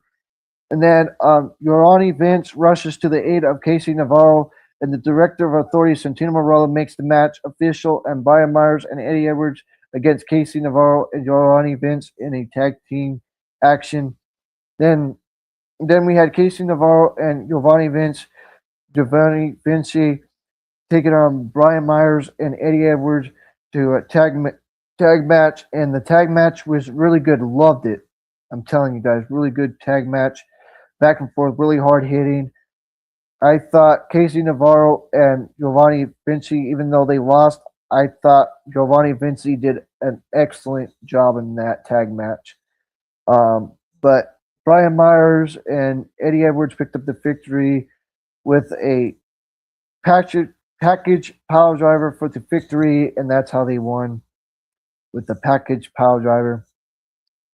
Then the system starts to circle Casey Navarro, and Ricky Sola slides into the ring with a steel chair to protect Casey Navarro. Then the TNA injury report. TNA World Champion Nick Nemeth wants everyone to know he's in percent shape. The Maura Shade suffers an essentially injury during her match against Heather by Elegance earlier in the night, and she is essentially undergoing essence testing, but her essentially is unknown. Then one half of the TNA Knockouts World Tag Team Champions, Rosemary Sicily, is missing and is unknown, which I talked about that, guys, with my preview and prediction for Lockdown yesterday. I think it was, or Thursday, whenever it was. I think it was not yesterday. I think it was Thursday, I believe I did that, but yeah, carry on. Then the Hardys meet the once again the Hardys meet with the Righteous backstage and they celebrate them for surviving the lake and fist bump the Righteous as sign of respect. Good sportsmanship, man. I love that they got along after that story between those two. I thought the story was amazing between the Hardys and the Righteous. Put your guys' thoughts on here, guys, the replay viewers, when you watch back here and stuff. So yeah, put your thoughts on that. I think it was an amazing story. Then the TNA International Champion Jason Hutch tries to attack Mustafa Ali backstage after Mustafa Ali confronts him with Hutch's family, and Mustafa Ali challenges TNA International Champion Jason Hutch at Lockdown for the title, and Hutch is done with Order 4, and he asks John Skyler to come with him, but John Skyler refused. Then we had the Righteous. Let's talk about the Righteous, guys. They had a promo. Let's talk about the whole thing. So the Righteous hit the impact zone after essentially from the Lake of Resistance Nation at the Hardy compound, and Vincent states that the truth, like vines, keeps on growing, and Dutch shares that the Lake of Resistance Nation doesn't wash them away, but reshapes them for the future. For months, their proposed repose was the Hardys to refill them,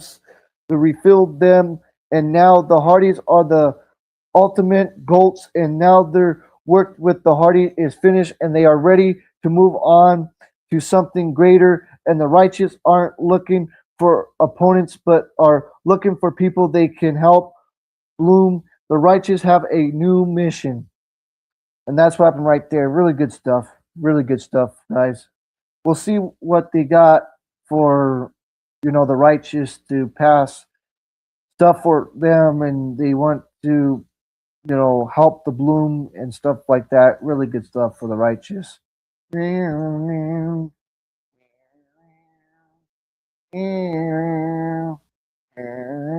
Sorry, that's annoying. That's an annoying theme song, but that's their theme song. Then Harry Henson is with Jenna Stones, and Director of Authority Santino Marella interrupts, and he tries to discuss with Harley about seeing some results to prevent her contract from being ended, and Alicia Edwards interrupts them, and Harley Henson proposed a match, and that's what happened there. Then the TNA Knockouts World Tag Team Champions, Ellie searching for her tag team partner, Rosemary. Then we had the house, again, I said the house, talking too fast. I said it twice or three times already. But Cody Deer, the hometown man taking on AJ Francis, which was an all right match for what it was. Wasn't bad. The hometown man picked up the victory and rolled up AJ Francis, and that's how he won. And that's what happened there, guys. And then Tom Hamfan is joined by the TNA X Division champion Cedric Alexander after remaining the reigning TNA X Division champion for almost 100 days. And Cedric Alexander considers himself the standard of TNA wrestling and that he deserves to be sitting on top of the X Division. And Leon Slater joins them, and he's ready to talk about how he pinned Cedric Alexander last week. And Cedric Alexander didn't think Leon Slater has earned a shot at the TNA X Division Championship again, despite Leon Slater pinning him last week. And Cedric Alexander wants Leon Slater to remember that as long as he holds the X Division title, Leon Slater will never touch it again. Then Frankie Kazarian is interrupted by Director of Operations Sonya Deville, Dora Ray, about Moose challenging him to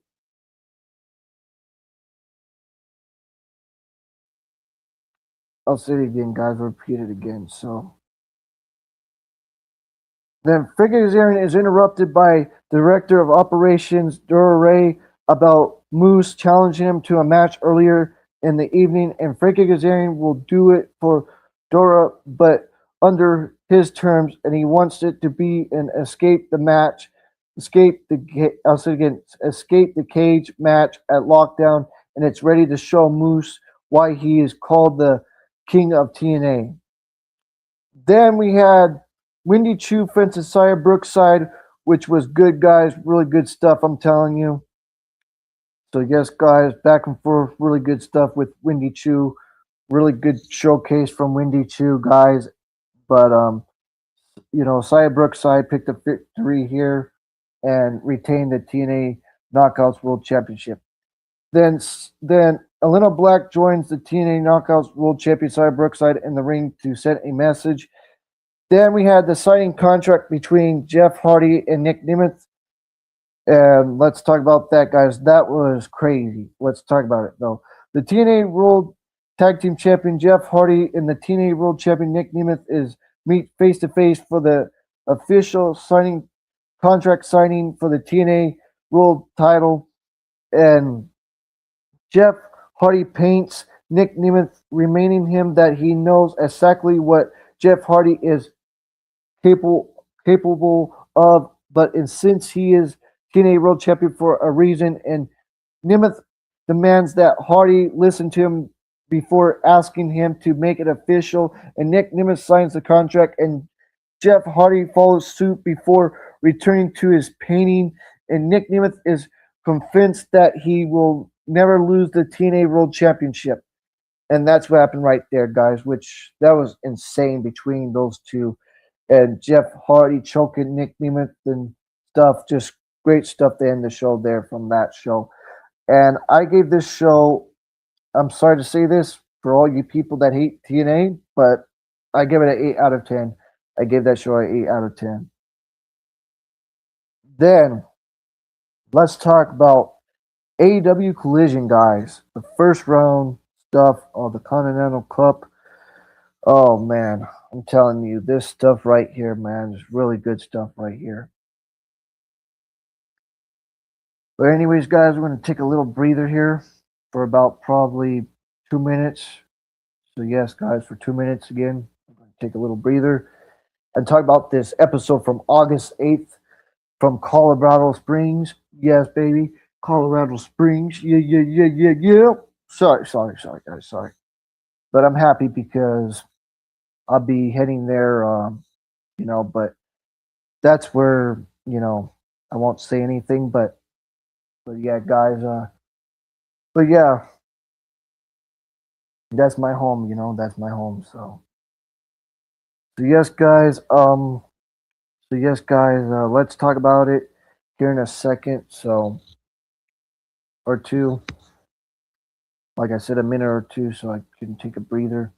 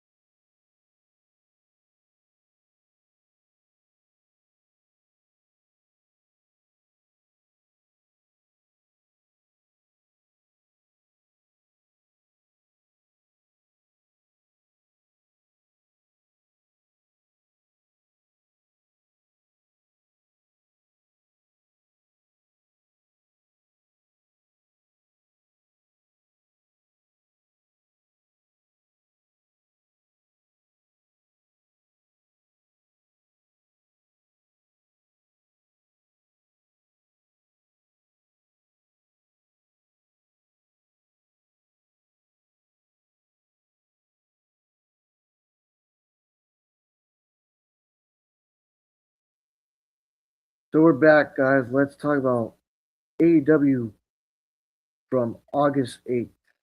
So we had Claudio Castagnoli defeating Ace Austin, which was a really good match. Let's talk about it, guys.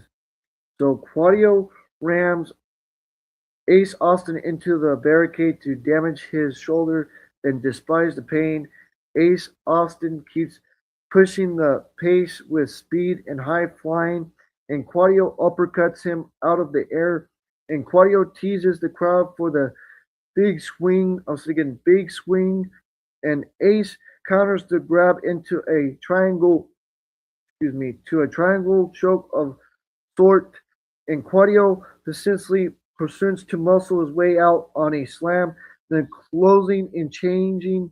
Once again, and close and changing from back and forth, back and forth, back and forth. Then Claudio blasts a pop up uppercut for the win, and that's how Claudio moves on to the advance to the next round, which we're going to see tonight on Collision, guys. So yes, guys, can't wait for him and Daniel Garcia, two partners of the Death Riders, going at it tonight because of something that happened with the stuff with Nigel and all that other stuff that's going on, and other stories that's going on with that. So, but yeah, guys, but Nigel will be there, I believe, in the tournament still. He's just resting for a little while. He didn't get hurt that bad, but I'm happy that he didn't get that bad. But anyways, let's carry on. Then we had Will Ospreay is counting down the days till the most important night of his career against Kenny Omega for the AEW World Championship at All In. Then the Murder Machine Guns changed the landscape of tag team wrestling. Only the strong survive, and everyone is in their sight, which hopefully they get used more on television, the Murder Machine Guns. So we'll see what happens with those guys. Then we had the Brawling Birds defeating Fear Fixing and Viva Van. Let's talk about it, guys. So the Birds brawled for early control, and the underdog score offense on Jimmy Hater, hot tag to Alex Winters, and then turns the tights, and the Birds continue for a double headbutt and clothesline sandwich, and the two Birds on one stone finish on Fear Fixing. Then afterwards, the music for Divine Dominions played, and it was a trick, and Megan Main and Leonard Cross brush the Bird from behind, and they issue a double chokeslam to Alex Winters on the timekeeper's table. Then Darby Allin challenged Kevin Knight to a full count anywheres, like we've been saying, guys. Can't wait for that. Then we had the Continental Cup first round. Orange Cassidy defeating Matt Sydal, which was a really good match. I thought it was a good match. There was some good spots. And then Matt Sydal did a splash that was really nice too. Really really good splash that he was going to try to make, but he missed. But let's talk about it. So this match was, like I said again, a good match. And then Orange Cassidy shoots on offense once he puts his hand in his pockets.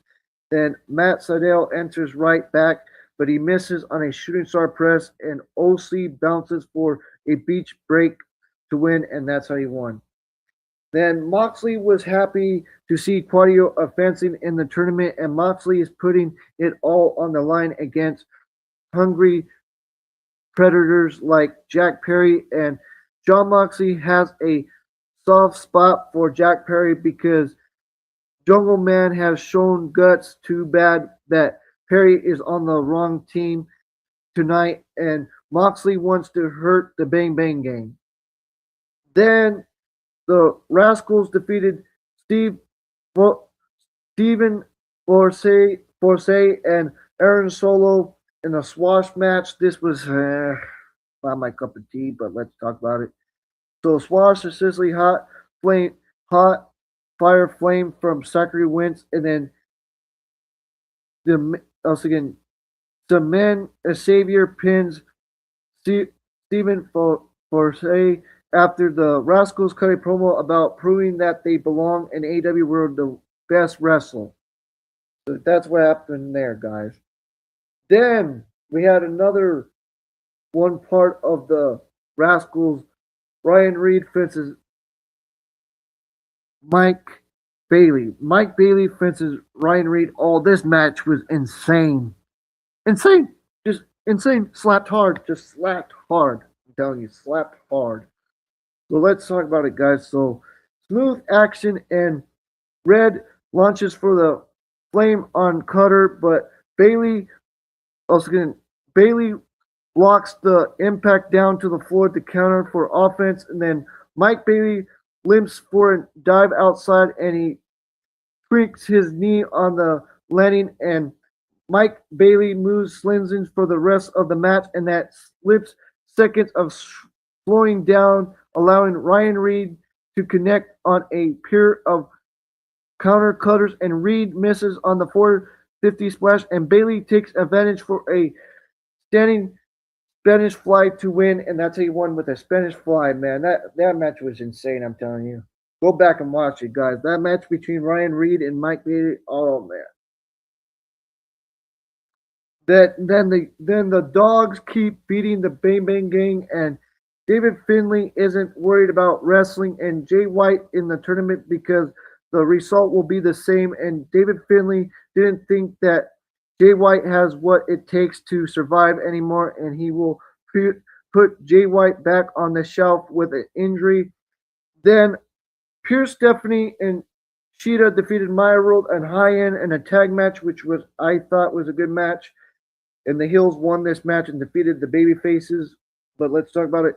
Down the stretch, Maya hits a fallaway slam on Pierce Stephanie and falls for a dive outside, and High End spears Sheeta and kicks out by the Samurai, and High End went to finish with a double chicken swing lift, but Sheeta escapes and counters for a tour of Tombstone shoulder breaker, and the impact was blunt yet effective for the win. And that's what happened there, guys. Then Kevin Knight ignores the challenge from Darby, and he's got to the top once he stops listening to the little people. Besides Darby wouldn't have to pin Knight at Grand Slam Mexico if not for help from Chris Jericho. And Kevin Knight noticed that Jericho has never been TNT champion, so he's offering a title belt to the legend for Dynamite, and this will allow Kevin Knight to whip the Sicily off his record. And which that was an amazing match between those two guys. We'll talk about that later as well, guys. Then the update on Tutesa leads a Block A in the New Japan G1 Climax tournament. Then we had the Death Riders defeating the Bang Bang Gang, and Jack Perry and John Moxley lead Pac and Wheeler Yuta and Daniel Garcia into an 8-man tag against Juice Robinson in the Gang Club and Jungle Man, and the action was chaos. In the end, the Guns set up Wheeler Yuta for a 310 to Yuma, and Maria Shafir causes a distraction, and the Dogs interfere from the back side, and they pull They pull Austin Gunn down to the side. Is Junk as colliding into the side post, and then Yuta hits a low blow on Colton Gunn, and Daniel Garcia slings Colton's neck for a choke, and then he shoves him down into a running knee from Wheeler Yuta, and Wheeler Yuta pins Colton Gunn for the win, and that's what happened there. Then afterwards, Jack Perry blasts Wheeler Yuta with a running knee. Then Mike Bailey experienced a dream come true at Grand Slam Mexico, but he didn't win the championship, and Mike Bailey is still locked in, and he sees an opportunity to wrestle MJF for the second spot in the Casino Gauntlet at All In, and Nick Wayne butts in to mock Mike Bailey for fumbling so many opportunities, and the Prodigy will show him how it's done by becoming the youngest world champion in AEW history, and AEW booked MJF and Mike Bailey and Nick Wayne in a three-way on Dynamite, which was amazing, guys. That match was really good. We'll talk about that as well as time Then AW aired a remembrance page. We did that already, guys, with the NXT review, I think. Then Shane Shane Taylor's offense a sense of cash to since the survive of the Hart Syndicate and Bobby Lashley pockets the money. I'll see again, pockets the money and MGF or not MGF. Sorry, I read the comments. Hi, my friend. How are you? I'm doing good. Thanks for coming in. I appreciate you stopping by. So yeah, back again. MVP is interested in doing business, and Jack Perry warned Moxley that it's only took one slip for an upset, and they meet one on one for the first time ever in the tournament. And Juice was livid about interference from the Dogs in the tournament, and David Finlay wouldn't be able to insist on interference against Jay White. And then we had Eddie Kingston facing Jake Doy. Yeah, Jake Doy, which I call him Jake something. I like calling him Jake something. So we had Jake something fences Eddie Kingston, which was the main event. I thought it was fine for what it was, but it was not my cup of tea. And and Jake Doy was the more powerful athlete with better consistency team, and Eddie Kingston had the heart to push through the storm, and he peppered something with strikes and duplexes, and something gained the edge for a powerbomb, even though Kingston kicked out and he rose on Simpson's leg, and something taunted Eddie Kingston, boom, boom, and Eddie Kingston also again Eddie Kingston connect on two essentially spinning back fist strikes, and he closes with the Dragon Sleeper for the submission, and that's how he defeated Jake something, and that's what happened there. And I gave this show a 10 out of 10 because it was in my hometown. So yes, guys, and that's my thoughts on that.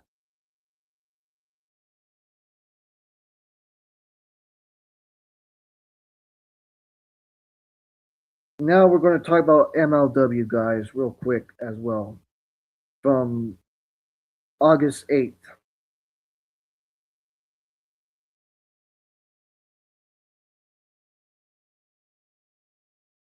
Which was the special episode of Blood and Thunder. Blood and Thunder was a really good show. I thought it was, even though there was, it was a short period of time. But let's talk about it though. Shotzi Blackheart fences Charlotte Monet fences Lady Frost in a three-way no title, which was fine, guys. I liked it. Back and forth a little bit from Scarlett Monet, and Shotzi Blackheart got some offense as well in this match, even though she's the MLW Women's Champion. But both of them fell shortly. Scarlett Monet and Shotzi Blackheart. But Lady Frost picked up the victory, and she hit it a top rope spiritual tap splash into Scarlett for the win, and that's what happened. And then Joe Dombrowski calls it the Frost bite, and stuff from Lady Frost. And then we once again had a vignette for a teenage star, Conscience Joy. She's coming soon and stuff with that. And a short vignette aired for Hate, a Women Hill faction in Japan. Oh man, that's going to be good for MLW. Good stuff. And then a video aired of last week showing the return of Joseph Joseph Samuel to lead the Condra unit, and the footage included Big Domo first match in MLW. Then we had Alan Angel fences Joe Coffey, which was all right, quick match, and Joe Coffey defeated Alan Angels. Alan Angels did not much, but that's what happened there. Don't decimate Alan Angels, because I seen that guy when he was in Ring of Honor and stuff, and he was with the Order, what you call it, the Dark Order. So yes. Then Rich Bosi tries to interview the Gossell boys and asked them if they were behind that sink attack on Trevor Lee, and Joe Coffey admits it, and he also admit he beat it up Teddy Long, and this brought out LeBron Colson, who fell to I'll say it again, beat up whoever attacked Teddy Long, and security guards keep them apart. Then another vignette for the 400-pound jumbo airs next week, and we'll have the skyscrapers fences the Good Brothers plus Joe Coffey fences LeBron Bronsky, which happened this past, last week, and this was 2 weeks ago, guys. If you're wondering, August 8th was like 2 weeks ago. So, and it's going on right now. MLW is going on right now as we speak, but I want to do this. You know what I'm saying? So then Killer Cross fences Yojima for the MLW World Championship, and Killer Cross won, which I thought was a good main event. And Yojima got some offense, did some, slap chest to Cross, got some offense in the match as well, and the lockup as well was pretty good to start the match early on and stuff, guys, and just amazing match. And Killer Cross won by submission and tapping out Yojima, and that's what happened there, guys. And I gave this show an 8.5 out of 10. An 8.5 out of 10, even though these shows are shorter now. They used to be like 2 hours long, but they're like 45 minutes now, or 50 minutes long. But yeah, from MLW. But yeah, guys, I want to take another breather, and then we'll be right back, guys. We'll be right back.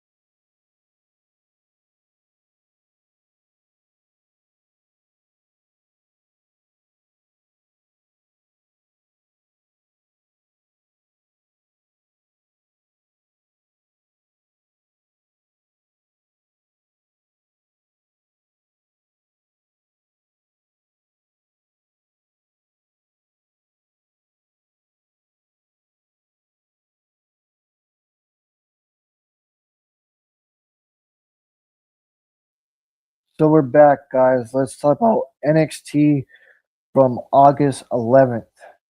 So let's talk about it, guys. So we got Lizard Rain and EK taking on Easy Dame and Nickel Vince in a mixed tag match, which I thought was pretty good to open the show, guys.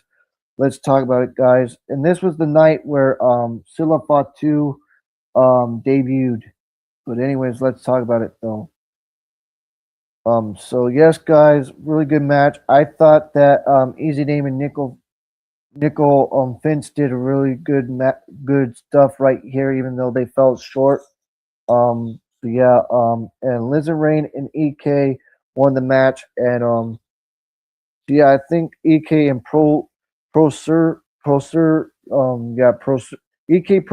and Lizzie Rain. I thought they did good, even though they picked up the victory here, and I thought it wasn't a bad match. I thought it was a good mixed tag match to open the show, like I said. So yeah, that's what my thoughts on that. And give it up to, even though they lost, Nickel Vince and Easy Dame. So yeah, good work from them as well, even though they lost. And don't restimate them, the calling. That's the group's name. So yeah, with what's his name? They were the team with Sean Spears, and they're breaking up and all that other stuff, is vice versa, and all kinds of stuff that's going on, which really good stuff in NXT. Like I told you guys, really good stuff. Then we head backstage where an official informs Kendall Gray that her injury ear from her NXT Underground match last Tuesday needs at least another week to heal, as Vince Sinclair stands by. Then back from the break, Emily Agar looks to catch up with Rain and Propure, as Propure explains he chooses to team with Rain because the men's division needs to step it up, and Kelly Armstrong sealed the microphone and makes her way to the ring. Then we hear from Kelly Armstrong and Kendall Gray and Winston Clear, which was pretty good. I thought it was good. Let's talk about it, guys. So Armstrong says Kendall Gray was supposed to come out, but she wanted her NXT Women's Championship match, and Kalani Jordan music hits in her cutoff as she makes her way as well. Jordan came out there as well. Kalani Jordan, not the Jordan that you guys think that we all know, the one from that used to be on TNA. What's her name? Thinking of her name. Yeah, Grace. You remember Jordan Grace? Not that one. Kalani Jordan. So yeah, Kalani Jordan's music cuts her off, and she makes her way out, telling Armstrong that there is no bias for her receiving the NXT Women's Championship match, and she says she pinned Jordan in her triple threat #1 contender match and several weeks ago won by Lola Vice, whether or not the rest saw it, and claims she's next in line for an NXT Women's Championship shot. And Kendall Gray's music hits, and she makes her way out with Wen Sinclair and holding a contract in hand. And Gray tells Jordan that she herself and Sinclair are sick of hearing Jordan complain. And Jordan says everything she tried is true, but Gray says she knows Jordan would say the same thing, and she hands Jordan the contract for the NXT Women's Championship, and says she wants to see who's the best women really is. Then tells Jordan to pick a time and place, and Jordan says Gray may not be cleared this week, so they could have their NXT Women's Championship match next week. But she didn't want to waste her shot in front of the Orlando crowd, and she says she wants her shot at NXT Heatwave on August 30th and signs the contract. But Armstrong becomes frustrated and says she wanted a title shot, and Sinclair reminds Armstrong that Gray told her she could have one after Jordan, but Armstrong looks to hit Sinclair, and Armstrong accidentally hits Gray's bandaged up ear.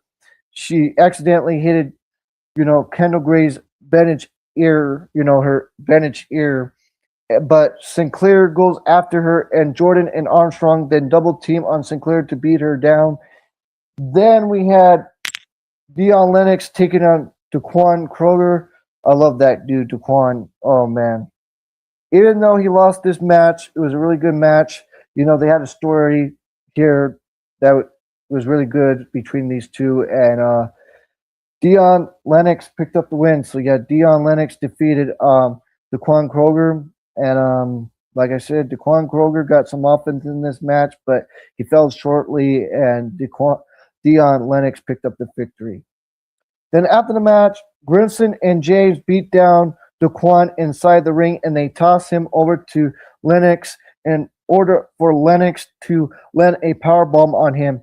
We then head over to Robert Stone's office where he's chatting with the AAA GM Rey Mysterio, and Stone just sends Rey Fenix to defend his AAA Cruiserweight Championship in 2 weeks. Then just sends a four-way number one contender match to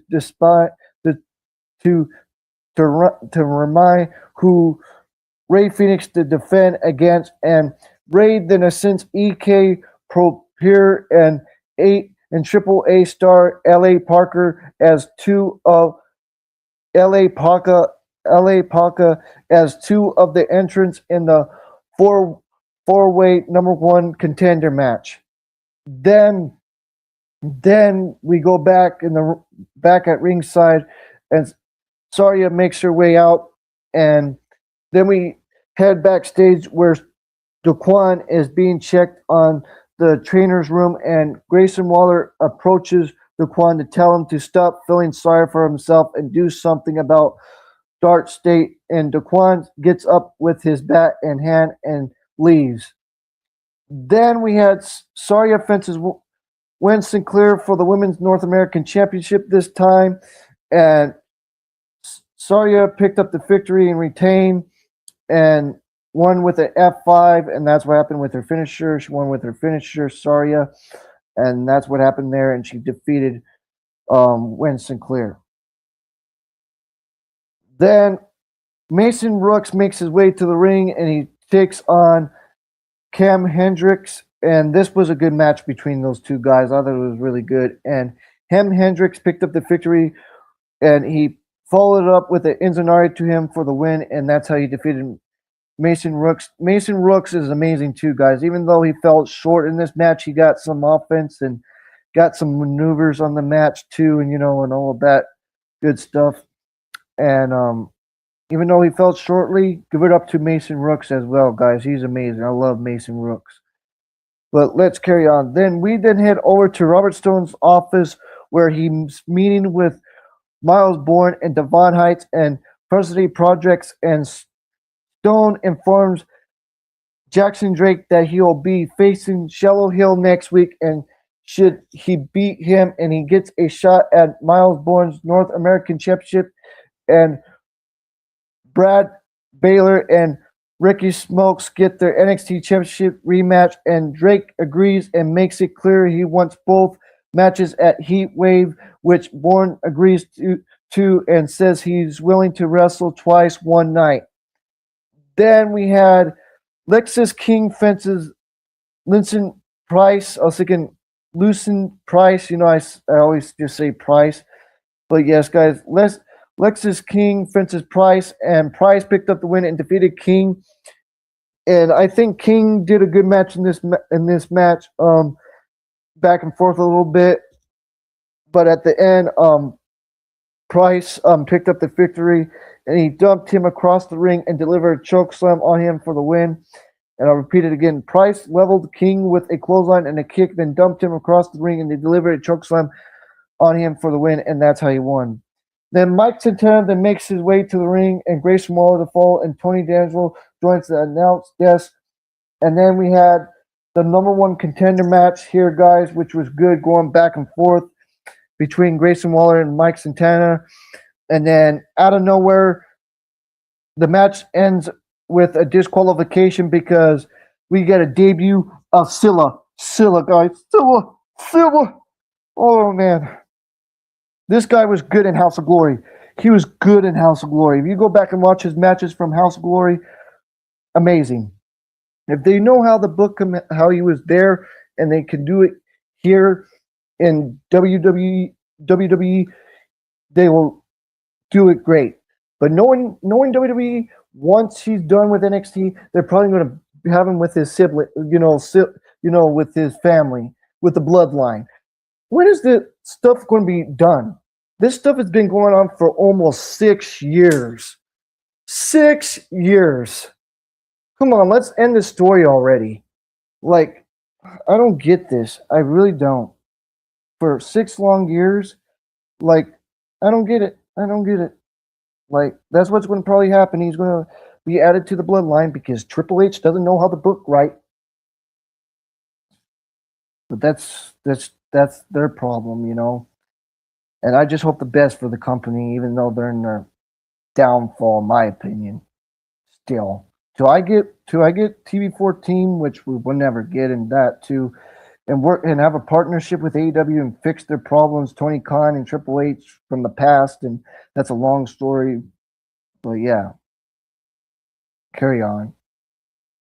Then after the match, Silla Fatu delivers a frog splash to Mike Santana and one on Grayson Waller, and he stares down Tony D'Angelo from inside the ring as he makes it clear he has his eye on the NXT Championship, and that's how the show went off air. I gave this show a 10 out of 10. This episode was a 10 out of 10 for me. I'm not kidding. A 10 out of 10 because it was heating up to Heat Wave, which we're going to get this coming Sunday, guys. Not this week, but the next following Sunday. We're going to get AEW All In the day at 12 p.m. and I believe we get Heat Wave at 3 p.m. So yeah, good stuff. Good stuff, man. Good stuff on both days, in my opinion. Some people think, oh, it's bad for business and all that. No, I think it's good for business when 2 shows are on because then people get bored if there's only one show on, and then they got to do something else and their personal life stuff and But anyways, guys, let's carry on and talk about August 12th AEW, man. Let's talk about this episode from August 12th. Oh, man, this was really good, man. I'm telling you, in Vegas, this is the promo with Will Ospreay, really good. We'll talk about here right now, guys. So the show starts off, and, the commentary welcomes us and greets us at home as Will Ospreay makes his way to the ring.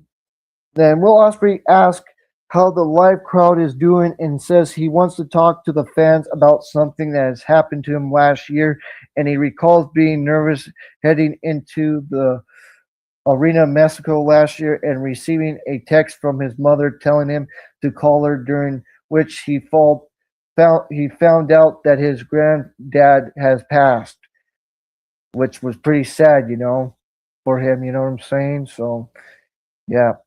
And then he recalls thinking that his granddad would told him to go out in front of the Mexico City crowd to do flips that says no matter what's going on in his personal life, he always will give everything he has to the fans.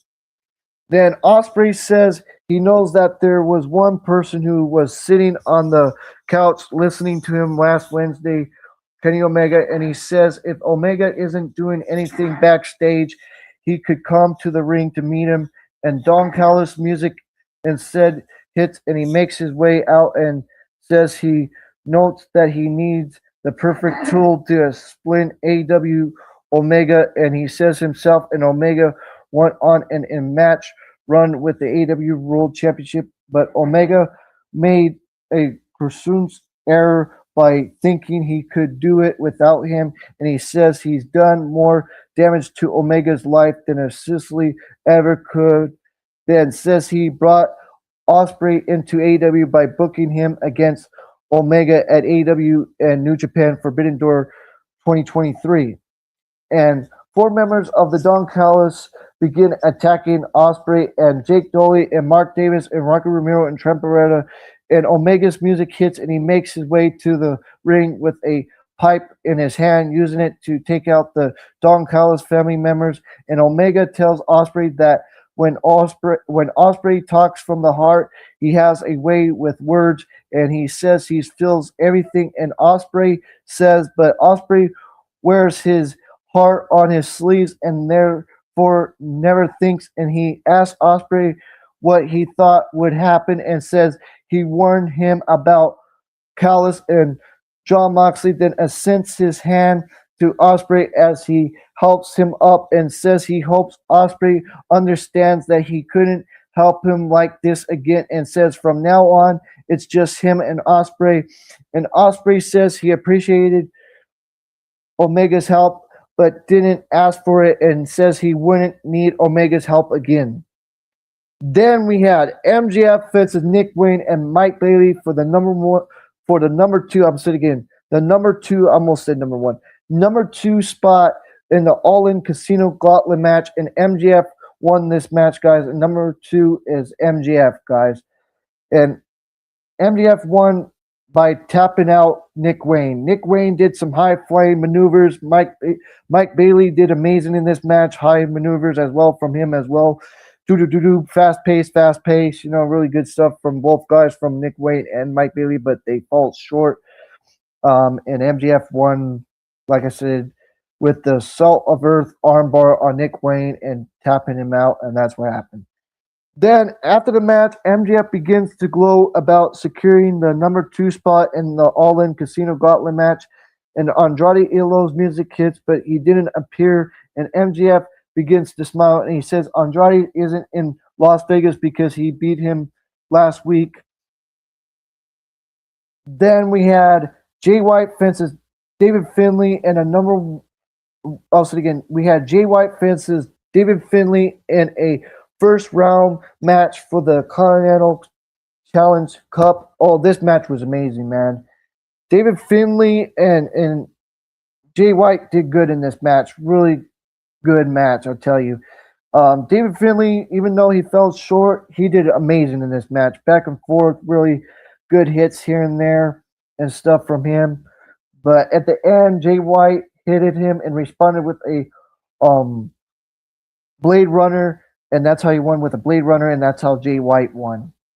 Then we had Tony Schiavone chat with Hangman Adam Page and Brody King and Bandito, and Tony Schiavone introduces Hangman Adam Page and Brody King and Bandito, and all three men make their way to the ring, and Brody King says he's a man who likes his actions to speak louder than words, and he celebrates being the new AW World Trios champions before Hangman Adam Page can speak. Swerve Strickland's music hits, and he makes his way out with Prince Nana, and Prince Nana tells Tony Schiavone to get out of the ring, and he says himself and Swerve Strickland will be asking the questions from now on, and he asks whose house it is, and Swerve Strickland asks Prince Nana about trauma bonding, and he asks Nana if they're really three guys who he had plenty of issues with teaming up now, then asks what happened to AW, and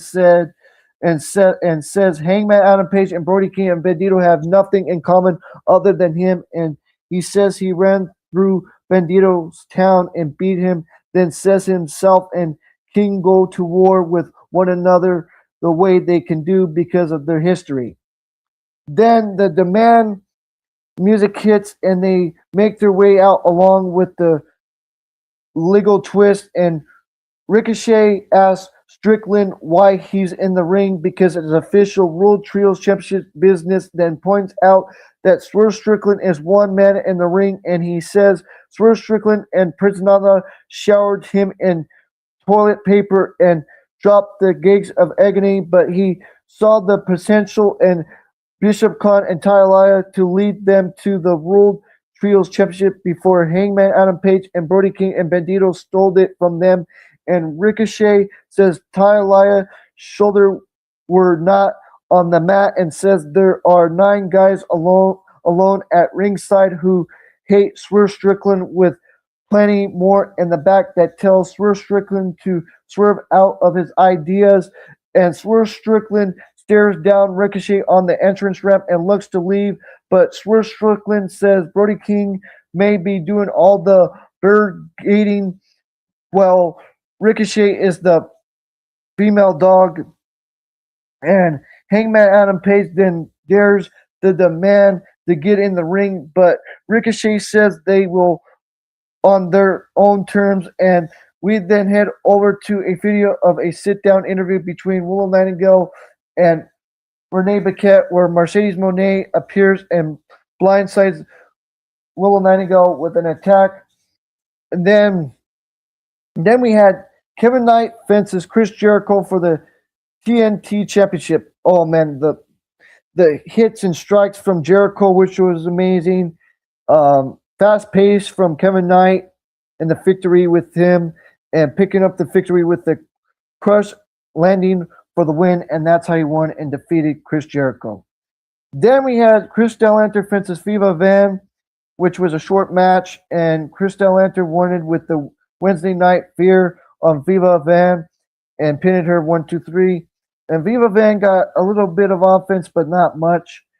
And then after the match, Mick Foley joins Chris Stellanter in the ring to inform her that she'll be part of a TBS Championship 4-way match the following week, which happened this past week, guys. And Maya World will defend her title against Chris Stellanter and Pierce Stephanie and Shida. And Chris Stellanter puts Pierce Stephanie and Shida on notice when Mick Foley asked for their thoughts on the match, but Shida and Pierce Stephanie appeared to reground Chris Stellanter around either side of the ring, and Thunder Rosa and Maya World then make their way out from the upcoming match before things get personal. Then we had Maya World and Thunder Rosa fences Shida and Pierce Stephanie. Tony Khan, why don't we get Thunder Rosa more on television? Come on, bro. Come on, Tony. Come on. Get Thunder Rosa more time on television. But anyways, guys, let's carry on. So then we had the match between those four women, Shida and Pierce Stephanie taking on Maya World and Thunder Rosa, and Thunder Rosa and Maya World defeated Pierce Stephanie and Shida, which was a good tag match, and back and forth, really good work from Pierce Stephanie and Shida. They did good in the match, but they fell shortly, and let's talk about it, guys. So Shida hits Pierce Stephanie with the knee to send her crashing off the ring apron. She then delivers a Northern Light suplex to Shida and pins her for the win. And Maya World and Thunder Rosa won, and that's how they won. I'll say it again. She delivered a Northern Light suplex to Shida and pinned her for the win, and that's what happened. And that's what happened, guys, with Maya World and stuff. Then after the match, Chris Stellanter joins Maya World and Thunder Rosa in the ring to celebrate their win with them. Then we head over to a video from Darby Allin, who challenged Kevin Knight to a Falls Count Anywhere match, which we already talked about, guys, and stuff. Been talking about that a lot. Then we head backstage where Renee Paquette catches up with Kyle Fletcher and Don Callis, and Callis informs Fletcher that he will be defending his international championship against Tutesta and Okada in a 3-way this next Sunday at All In. Well, Kyle Fletcher is discussing looking ahead to his next title defense at the August 30th pay-per-view event, and Kyle Fletcher asks about his chance of winning the match and become frustrated, but Okada celebrates keeping the international championship in the Don Callis family with Callis, and an angry Fletcher storms off, but Don Callis chases after him when he realizes that Kyle Fletcher has left. Then we have Jon Moxley fences Jack Perry in the first round for the Continental Challenge Cup, and Jon Moxley retained and defeated Jack Perry and passed him out with the Bulldog choke, and that's how he won. And that was the main event, guys. And Jack Perry did amazing as well, guys. I thought Jack Perry did good in this match with the offense that he offered and stuff, and he was bleeding, and yeah, he was bleeding, Jack Perry and stuff. But yeah, that's what happened there. And I gave this episode, guys, a 9.5 out of 10. A 9.5 out of 10, guys. So yes, that's my thoughts on that. So I'm going to take a little breather again, guys, and then we'll talk about TNA from August 13th, and Ring of Honor and CMLL Global War Mexico real quick, do a fast pace with that, and then go to the August 15th, and then go to the August 15th of MLW, and then get the August 18th another one two, and then another one two, and then finish this, guys. Then do the AEW four-way that happened this past week with the TBS title, and then finish with you guys after that. So I have about probably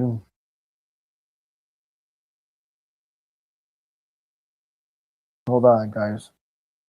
So I'll be here probably for about an hour, another an hour, I think.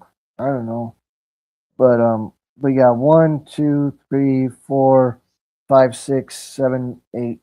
So yeah, I got about 8 more things, and I'll rush them down real quick, and then I'll end it probably. But yes, guys, so I'll take a little breather here for about 2 minutes or 5 minutes, and then we'll be back.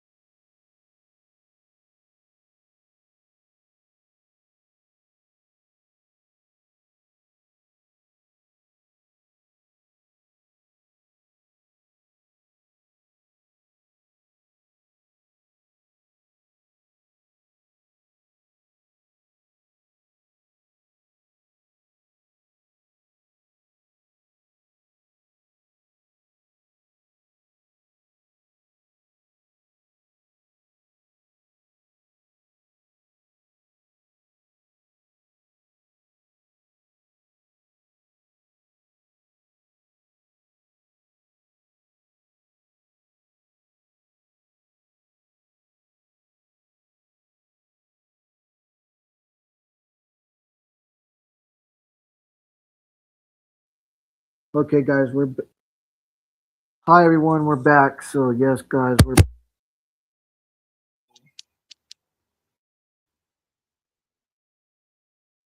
hi everyone, we're back again, guys.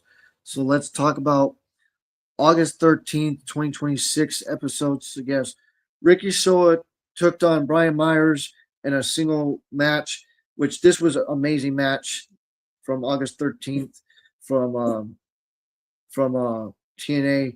So let's talk about it, guys. Like I said again, and Ricky Soa took on Brian Myers, which was a good single match, back and forth, really hard hitting and stuff. Just really good stuff. Brian Myers got some offense and momentum in the match as well, but he felt shortly, and Ricky Soa won with a headshot for the victory pinfall, and that's what happened there. Then Leon Slater calls out the TNA X Division champion Cedric Alexander for declining his challenge after pinning him a few weeks ago, and Leon Slater challenges Cedric Alexander to put his title on the line at Lockdown, and Cedric agrees under one condition, that Slater has to get up his record as the TNA X Division champion if he loses, and it will have to be erased from the company like it never existed, which I think that's the stupidest thing that TNA ever did. I'm sorry. I'm sorry to say that one another stupid mistake. There's so many mistakes they have done, but they still survive. They still survive. That's what I love about TNA. They still survive even though they fall really hard. But anyways, let's carry on. Dennis Miller is standing by with Rick Swan and BTE ahead of their upcoming 6-man tag match, where they will be joined by a mystery partner, and Mustafa Ali makes one stipulation clear: the TNA International Champion Jason Hutch cannot be their third man, and Rick Swan remains confident in their choice, while BTE reveals that their mystery partner is someone who has been looking to get his hands on Mustafa Ali. Then AJ Francis is in the studio, and he's ready to share a new piece, but Elijah's music plays, and Elijah confronts him in the studio and gives a warning to AJ Francis before their upcoming hardcore match at Lockdown. Then Moose hits the impact zone for the face of the the face of the Vengeance speaks ahead of his escape the cage match at Lockdown against the King, and Moose welcomes everyone to the first ever episode of the Face of the Franchise speaks, in his special guest for the evening is the Philadelphia audience. And Frankie Kazarian interrupts, and the Face of the Franchise speaks, and Moose warns him that if he keeps into the ring, he will punch Frankie Kazarian. Then Frankie Kazarian enters in the ring and continues a speak of his own and promoting Moose to punch him, and Moose charges at Frankie Kazarian for a spear, but Frankie Kazarian offends it and fires back with strikes of his own, and security rushed into the ring to separate the two. Then the TNA Wrestling reflects on the history between the Hardys and the Nimitz for their upcoming championship tonight, and the TNA World Champion Nick Nemeth defends the title against Jeff Hardy, and at Lockdown, the TNA World Tag Team Champions, the Hardys, defend their tag titles against the Nemeth. Then we had Mustafa Ali and Special Agent Zero and John Skyler taking on Order for Fences, Rick Swann, and BTE, and a mystery. And which, man, I'm telling you, the mystery was Trey Miguel. Man, not a big surprise, but still it was Trey Manuel. Let's talk about it, guys. So the bell rings and Trey Manuel meets Mustafa Ali in the center of the ring, and assistly tags in Ali assistly tags in Skyler, and Trey back elbow strikes Skyler back, and he drops him to the canvas, and he tags in Rick Swann, and Swann tags in BTE, and they light up Jason Hutch, and Ali meets him, BTE, and Rick Swann in the ring and slams him down. Ali and Special Agent Zero joins the chaos, and Trey, Swann, and BTE sent Special Agent Zero to the outside with a Dragon Gate, and back and forth, really good stuff with those guys, really hard-hitting guys, back and forth, really good stuff. And then at the end, he rolls Skyler into the ring and connects a scorpion kick into the Lighting Spiritual for the victory. Trey Miguel picks up the victory for him, and BTE and Rick Swann and Trey Miguel did the Lighting Spiritual. I love that move from Trey. And that's how they won. And Trey and Rick Swann and BTE defeated Mustafa Ali and Special Agent Zero and John Skyler.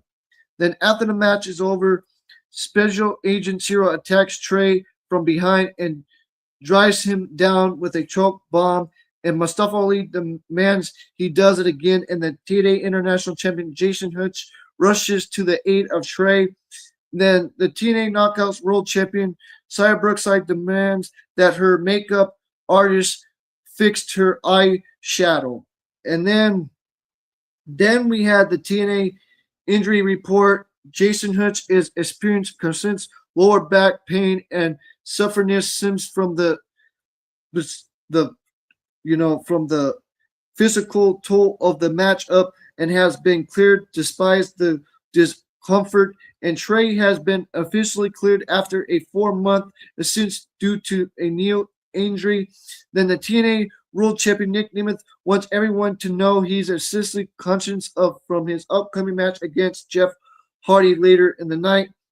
Then TNA World Champion Xia Brookside demands her makeup be fixed, and Alina Black is the one who was doing her makeup. When she opened her eyes, the two fight backstage, and Brookside runs away from shoving her into metal rolling. I'll say it again.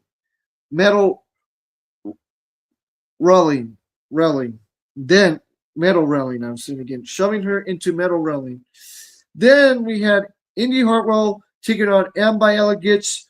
This was a good match. Loved it. Two women did amazing in this match. But it ended with Amber Elegance defeating Indy Hartwell with, by getting help by, Heather and stuff, and, good stuff, even though she won this match. with a moonsault also again, guys. So Heather is distracted, launching her into the steel steps and flies from the top rope with a moonsault with the victory, and that's how she won. That's how Amber Elegance won. And Amber Elegance sits the opportunity at Indy Hartwell and distracts and launches her into the steel steps, and that's what happened. That's how she got the advantage and stuff. And really good match, I'm telling you. And I love the Elegance brand. But yeah, Amber Elegance defeated Indy Hartwell, and Indy Hartwell did, like I said again, these two women cooked, man. They cooked out there. Then Harley Hinson reflects on how she's got into TNA wrestling and her journey through TNA wrestling, and she's proud of herself for her career. And when she heard that Dora Ray felt she was invincible, she was disappointed, and she is now motivated to put her place and bring her all to her match against Alicia Edwards. And then Moose is found down as in conscious backstage. Then we had Eddie Edwards with Alicia Edwards, taking on Casey Navarro. I'll say it again, guys. Eddie Edwards took on Casey Navarro, which this was a decent match, and Casey Navarro won the match. I thought it was a good match, guys, and he picked up the victory with the blessing and disgust. I'll say again, blessing and disgust to win the match, and he won with blessing and disgust to the victory and 1, 2, 3. Then the match is over, and Brian Myers and Bert Branson attack Casey Navarro, and Brian Myers sliding a steel chair into the ring, and they set it up on to Casey Navarro, and Eddie Edwards climbs to the top turnbuckle, and Giovanni Fancy and Jenna Stones and Ricky Soa drive into the ring to protect Casey, and the director of Authority Santino comes out to the ramp to announce that the system will take on Casey and Ricky and Giovanni and Jenna Stones at Lockdown in a legal lockdown match with weapons. I can't wait, man. That match is going to cook. It's been a long time since we've seen, like I said in my preview prediction, long time, 12 years, man, since we've seen Lockdown. That's why I'm so hyped for it. Then Ricky Soa faced off against Mr. Elegance, the next following week, and then Jenna Stones faced Heather by Elegance, and then Giovanni Vinci taking on Brian Myers, and then Harley Hinson took on Alicia Edwards, and then the Hardys and Elijah and Moose taking on the Nimeth and AJ French and Frankie Kazarian. Then we have the TNA World Championship. Jeff Hardy faces Nick Nemeth once again, and really good match between both guys. Legends, just legends. Jeff Hardy and Nick Nemeth, aka Dolph Ziggler, which my friend doesn't like calling him that, but yeah. And Nick Nemeth picked up the victory with the Danger Zone, back and forth, kicks back and forth. Jeff Hardy tried to do a twist of fate, but fell shortly and stuff. But at the end, Nick Nemeth won, and that's what happened. And Nick Nemeth retained the TNA Championship, TNA World Championship. And that's what happened there, guys. And I gave this show another 8 out of 10. I don't know why people crap on this company, because it's dying, but still, I hope the best, but I enjoy it. So now let's talk about Ring of Honor again, guys, from August 13th. So yes, guys, this was last week's stuff still, all this other good stuff, but yeah, we keep on going hard. So yeah, we had the AEW TNT champion Kevin Knight defeating Titan with a UFO splash. Then we had the Ring of Honor World Television Championship, Leo Rush defeating El Clone and winning with the Moa Lock submission. And then we had a 6 women's tag match with Maya Ruled and Thunder Rosa and Hyen defeating Sheeta and Sky Blue and Maria Shafir by roll-up pinfall. Then we had a lightning match with Somernu Jr. defeating Commander with a dead eye pinfall. Then we had Kyle Fletcher defeating Mercedes Dorora with a shirt drop Brainbuster. This show was excellent. I'm telling you, just an excellent show. I give this show, I'm telling you, a 10 out of 10. Then we had a video, Athena, a video aired featuring the Ring of Honor Women's Champion Athena being seen backstage talking about her issues with Asuka getting involved in her business recently in their upcoming match for her title at Death Before Dishonor. And Athena states that Asuka will be like everyone who has come after her title only to find out why she is the forever champion. Then we had a video of Billy Starks and Athena, and stuff. And then after off the bat, Coleman asked Billy about when she started wrestling, and Billy talks about how she started young at wrestling and how it's shoved her passion as a kid. And Billy says that she was shocked that she was named as a Lawrence felt directorance. And then Billy talks about how her memories was really good with everything in wrestling in her life being made possible by the support system, and she had a kid through her parents and teacher and stuff and all that. Then Coleman asked Billy about how she did college while she was on the road wrestling, and Billy says it was funny as she praised Athena and Everett Edwards for being geniuses and helping her out with her studying. And Billy says that she was happy about how fast everything happened in her life, because also again before mentioning that she wanted to be a farmer after wrestling as she was talking, and Athena interrupt and pulling Billy away from the interview and essentially stalling Coleman for consistent this interview. Then we had a 6 women's tag match. Oh yeah, I talked about that already. Quick results, that stuff. I'm just into the backstage stuff, giving you that details.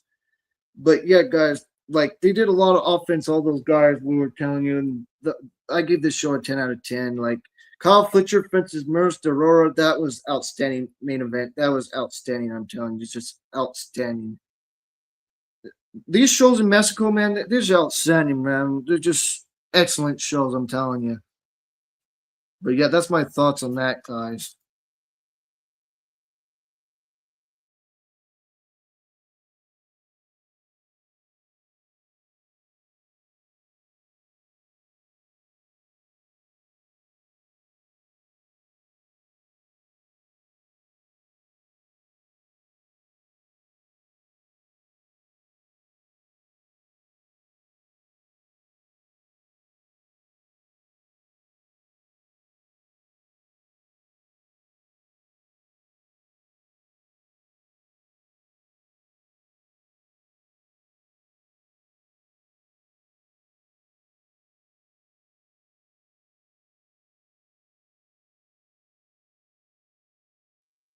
Now let's talk about AW Collision, guys, from August 15th, which was good last weekend.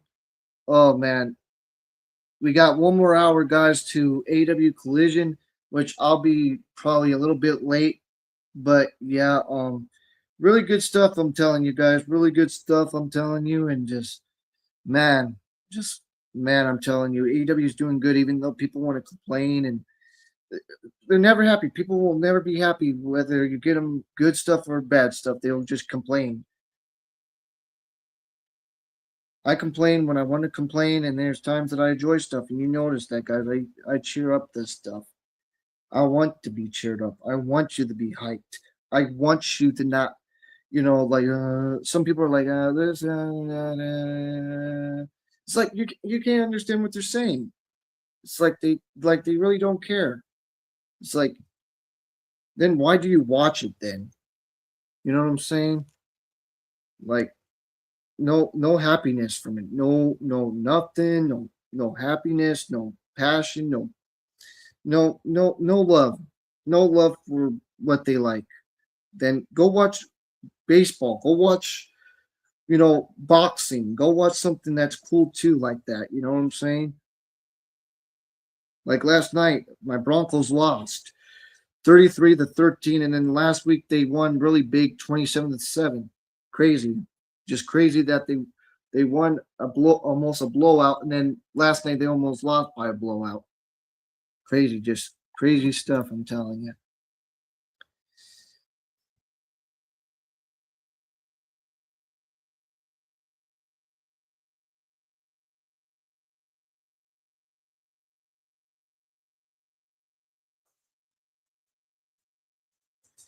So we'll talk about this AW Collision from August 15th in a bit, guys, because I thought it was a really good show. So let's talk about it. So the AW World Trios Champions, the Good, the Bad, and the Ugly, and Brody King defeated the Legal Twist and retained their titles. Then Kyle O'Reilly defeated Roderick Strong, which was amazing, and Nigel McGuinness defeated Shibata, which was amazing as well. Then we had Ichishiro defeating Brody King. Then we had a tag match showcase the Heart Syndicate, you know, and Shane Taylor's promotion defeating, Sonic and Willie Montana and Arco Montana and Jake Russell, which was man, we had a single action with Mercedes Monet defeating Jenna Stills, Mercedes Monet defeating Jenna Stills, which was a good match, I thought. And then Christopher Daniels and Willow Nightingale and all kinds of stuff, guys. Just real good action, I'm telling you. Just real good. You know what I'm saying? So let's talk about it, guys. So then the post match, the Demand joined the legal screw for a 6-on-3 beatdown, and then we had the AW Women's Tag Team Champions, the Divine Dominions, Megan Bayne and Lena Cross defeating Mesa and Rachel Riverson in a all-in challengers. The Brawling Birds, Jimmy Hayter and Alex Winters attacked the champs afterwards, and they got their revenge from the last week before, because the last week before the Divine Dominions attacked them on Collision, and they got their revenge back on them and stuff. And then Kyle O'Reilly and Roger Strong slapped hard. That was amazing, like I said already. And then Shibata and Nigel McGuinness slapped hard, really hard. Then Inchasiro and Brian Cage slapped hard last weekend as well.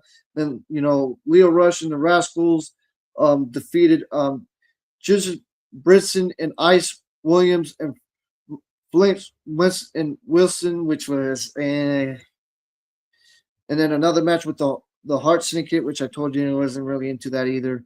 Then Mercedes Monet defeated Jenna Stills, which was a really good match and stuff. And then Christopher Daniels tries to influence Mercedes Monet to continue attacking on Stills, and then goes attacks herself, and AEW Women's World Champion Willow Nightingale runs into Chase to the number one contender off. And that's what happened right there, guys. So, yep. Real good stuff, I'm telling you. So now we're going to talk about what happened last weekend with MLW. I know it's probably over with, but we'll talk about that probably later on tonight too. But this was last weekend stuff, so yeah.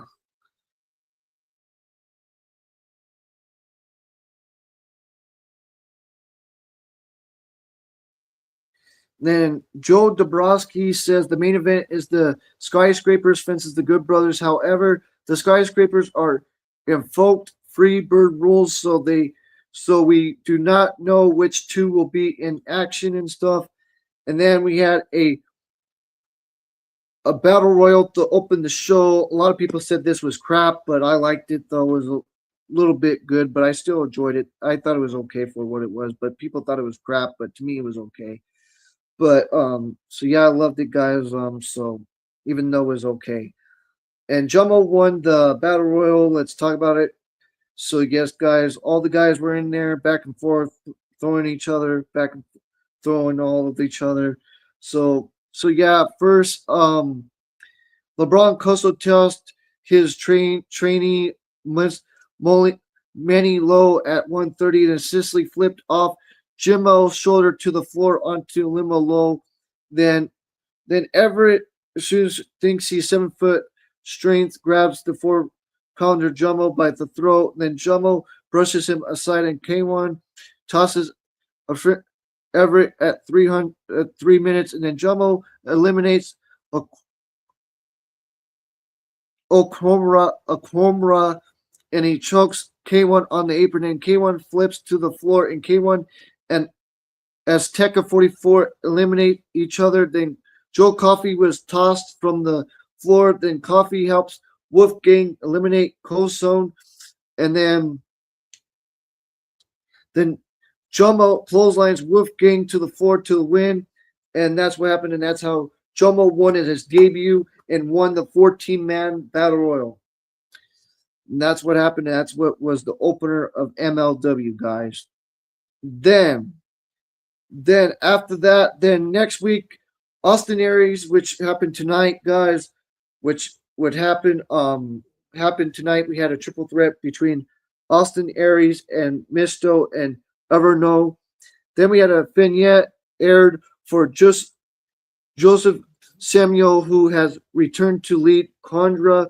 Then we had LeBron Coulson facing Joe Coffey, and Joe Coffey defeated LeBron Coulson, which was a decent match. They went on for about almost 8 minutes, and Joe Coffey got a roll up for the cheap win, and that's how he won, by cheating.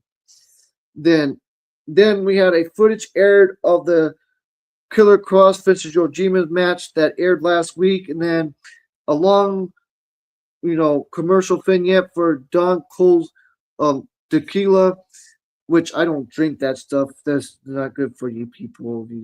I'm just saying, it just, But if you want to do it free will, you have the free will, but it jacks me up, it jacked me up. So that's why I don't do that stuff anymore. So then Rick Benson interviews Misto onto the entrance. Before Misto could speak, Austin Aries confronted him, and Aries says that Misto is ducking him, and Misto speaks, which he had English details, and Misto says that if Aries has the balls, he will put the title on the line and make it next week a triple threat. And Aries looks like a synth program on his phone and begins shouting, "I have balls." And then Aries agrees to make the match against Arlo in a triple threat. Then a video package aired of Simaya next week, and we'll have Trevor Lee fences Kushida, which happened tonight, this was from last week's episode. Then backstage, Trish Brunson interviews Carl Anderson and Luke Gallows and how he did and gets back there so quickly and all that, which was really good, I thought. And then Luke Gallows grabs his son and CJ from off the screen and stood next to him. Then we had the Skyscrapers taking on the Good Brothers in the main event for the MLW Tag Team titles, and the Good Brothers became the new MLW Tag Team Champions and defeated, Bishop Dyer and Bishop Dyer and Josh Bishops and Dominic Nijak in the Tornado Tag match. And then Casey Gallows got into the ring to celebrate with the new champs, and that's what happened there, guys. And I gave this show an 8 out of 10. An 8 out of 10, guys. Really good stuff. We'll be right back, guys. I'm going to take a little break, and we'll be back again.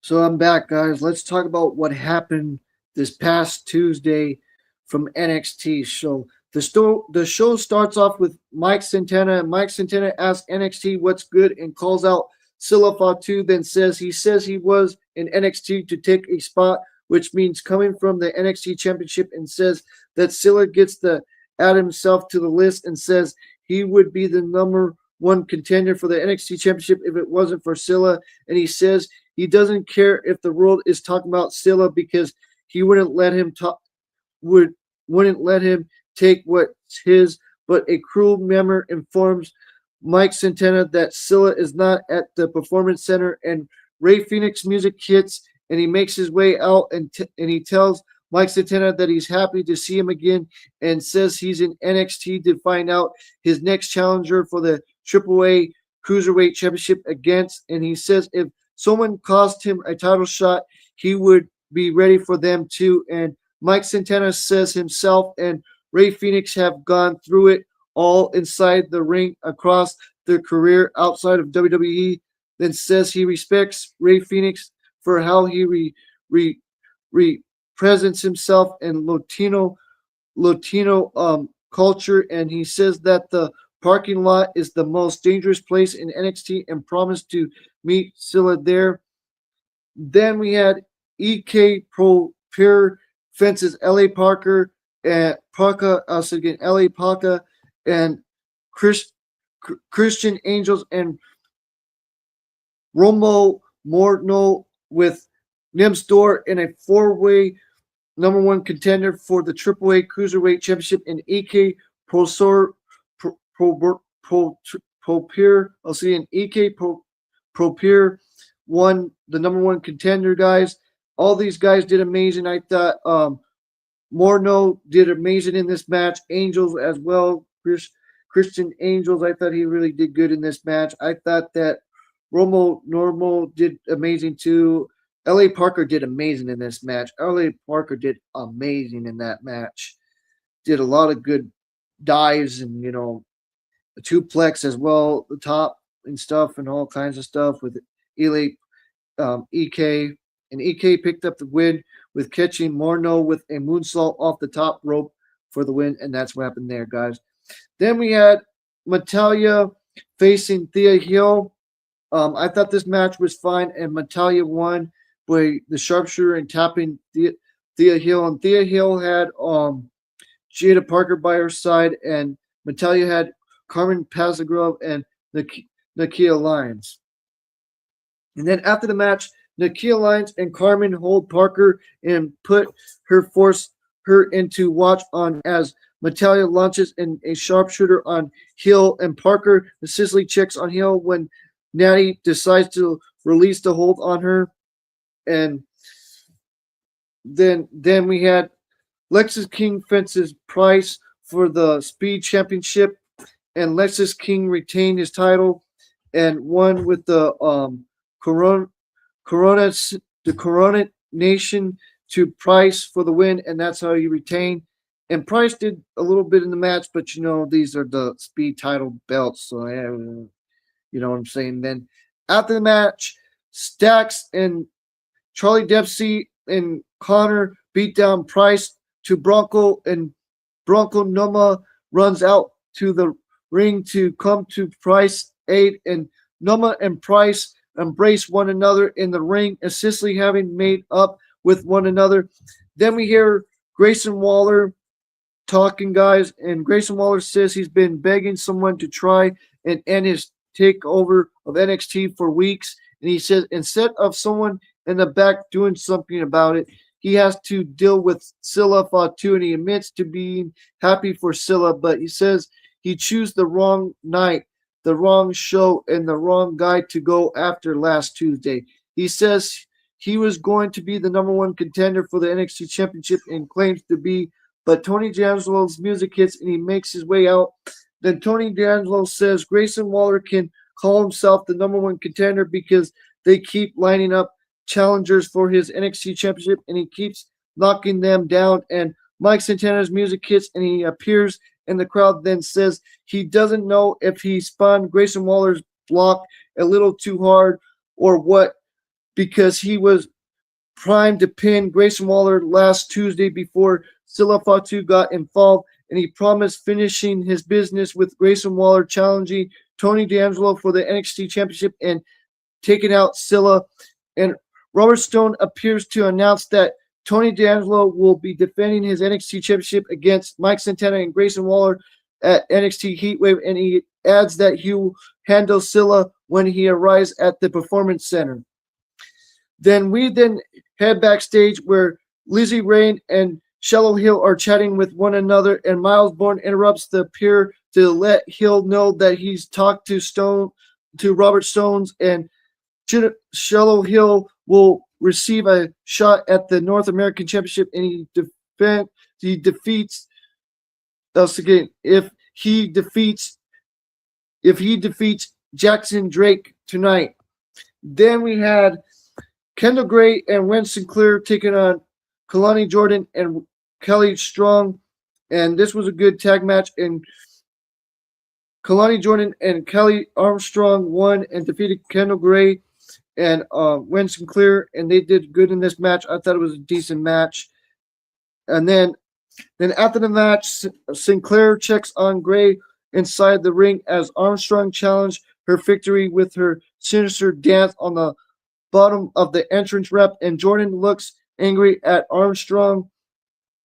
Then we head over to a sit-down satellite interview between Daquan and Dion, and the two men get into a verbal conversation with one another, during which Dion tells Daquan that he's always been in his shadows, and Daquan responds by challenging Dion to a steel cage match, and Dion accepts the challenge but ups the sense by wanting to throw some weapons into the mix, and Daquan tells Dion that he will learn what this is and promise to beat him next week, and says he's a diamond curate by carrying the pressure of death, weight, and dark state on his shoulders, and Dion promised that the two of them will walk into the cage, but only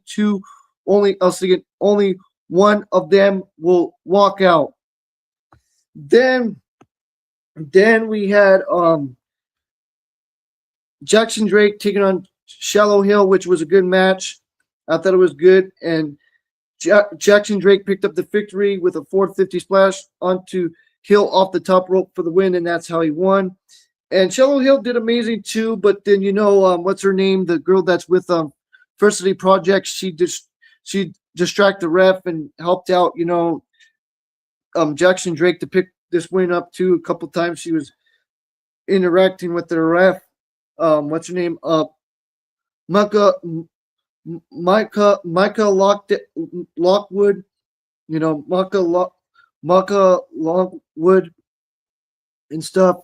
Then we head over to Robert Stone's office, where Kelly Armstrong and Saraya are inside, and Robert Stone tells Armstrong that if she can defeat Saraya next week, then she gets added to the NXT Women's Championship match at Heatwave. Then Scylla Fatu becomes an official member of the NXT roster.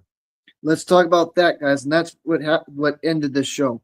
So Robert Stone's introduces Scylla Fatu, and he makes his way to the ring, and Scylla points at Tony D'Angelo on the platform in the crowd, then says hello to NXT and says it's a big moment for him to be signing with WWE, and he says he never thought he would be where he is now, then says his goal is to show the fans that he isn't just another noble baby, and he says he wants his talents to speak for himself, and admits he made a lot of folks mad last Tuesday, but tells them to get used to it. And Grayson Waller appears on the entrance ramp, but security holds him back as Mike Santana also appears in the crowd, and more security showed up, and Robert Stone tells everyone to calm down and reveal it's in Scylla's contract that it's his first match in NXT will be for the NXT Championship, and Scylla confirms that the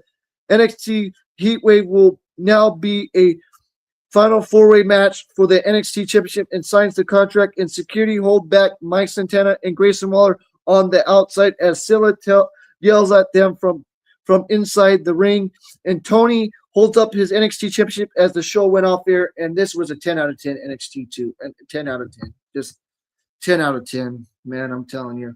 Heatwave is going to be good. I don't care what anybody says. I'm looking forward to that. So we'll be back, guys. I'm going to take a little breather here. So we got a little bit more left here to talk about, and then I'll let you guys go and do my thing. Tell peace out and take care and all of that. So we got about a couple more, I believe. So yeah, I'm going to rush these down. So don't give you full detail like I was saying because I'll be here all. You know what I'm saying? So this past Tuesday, you know what I'm saying, as well, from Ring of Honor, from their special episode. Let's talk about it. So Commander defeated Ari Davari Sicily by pinfall. Then a feud aired, hyping up the feud between Action Andretti and Leo Rush for the leading up to their fight without honor match for Rush Ring of Honor World Television Championship at Death Before Dishonor. Then Leo Rush and AR Fox defeated Hook and Action Andretti by disqualification, and at the end of the match, Hook since Rush with the Ring of Honor World Television title as he had Action Andretti in a hold, leading to the ref calling for the bell after some trash talking by Action Andretti towards Leo Rush and Hook and attacking AR Fox, laying him out. Then a video aired hyping up the Ring of Honor World Six-Man Tag Team Championship match between the Legal Twist and Dalton Castle and the Outrunners at Death Before Dishonor. Then we had Skyflight and Top Flight defeating Duff Cole and Minnie Lemon and Tommy Two Scoops with the TKO pinfall.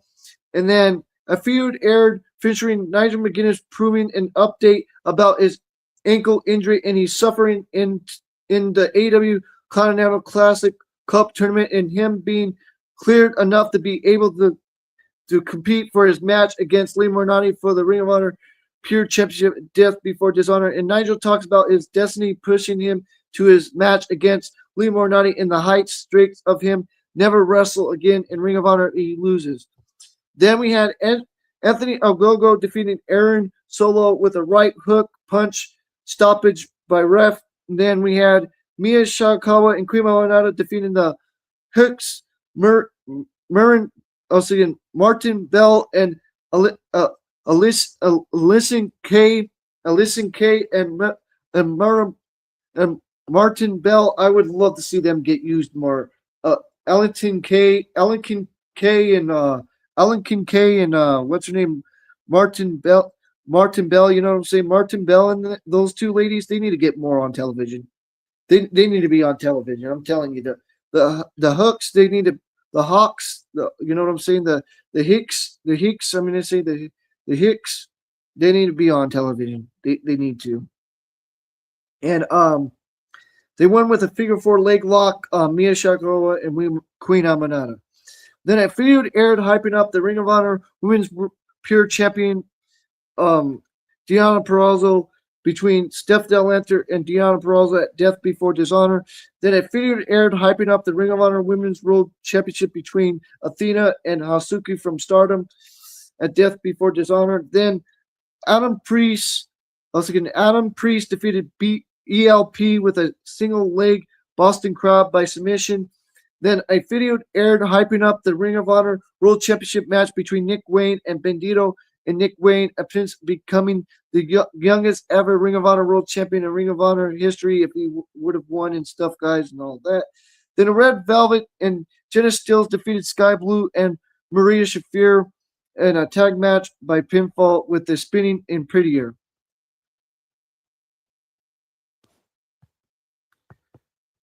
And that's what happened with that episode, guys. Now we're going to talk about TNA one more time, and then talk about AW Dynamite, then talk about Ring of Honor's episode, and then I'll be out of here. I'm going to take a little breather again, so yeah.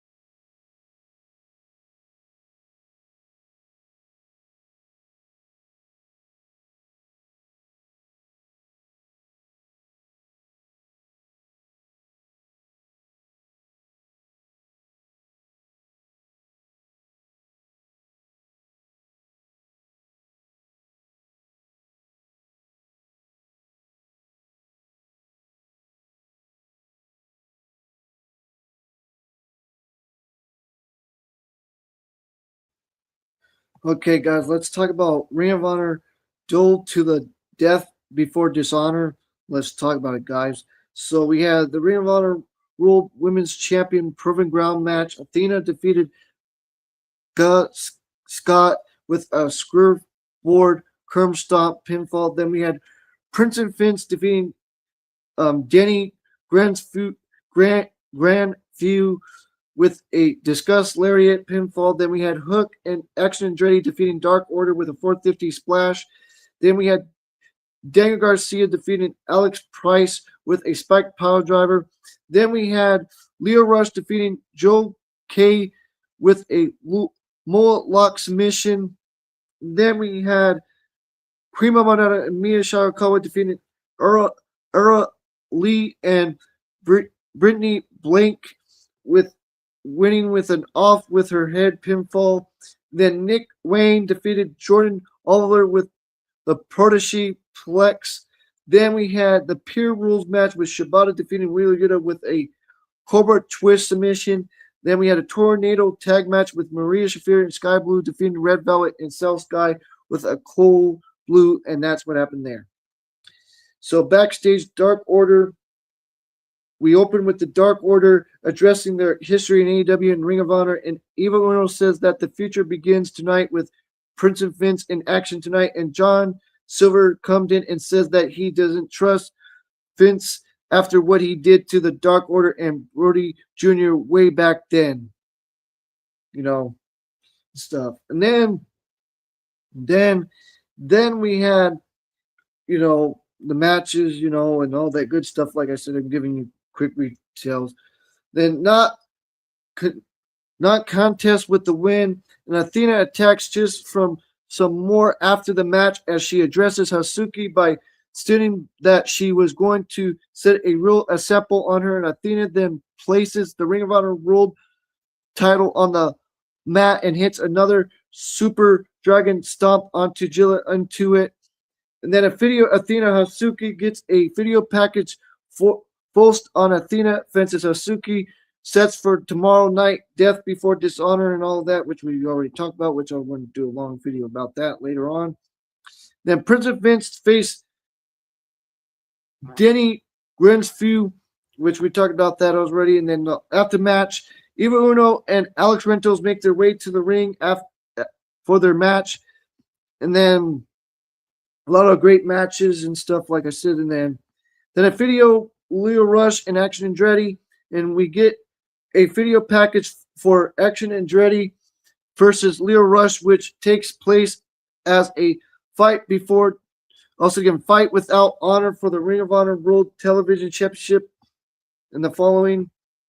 And then we had Alex Price versus Daniel Garcia, which was an amazing match and stuff, which we talked about real quick results. And after the match, Daniel Garcia shook Adam Price's hand and teased going after the commentator Bobby Cruz before he left. And then backstage, Jordan Oliver gets a word from Jordan Oliver, who was ready to take on Nick Wayne later in the night. And then backstage, Dalton Castle and the Outrunners, and Dalton Castle and the Outrunners addressed the legal twist backstage ahead of the Ring of Honor World Trios Championships. And then the legal twist as well, we got a rebuttal from Jay Legal and Blake Christian and Lee Johnson afterwards.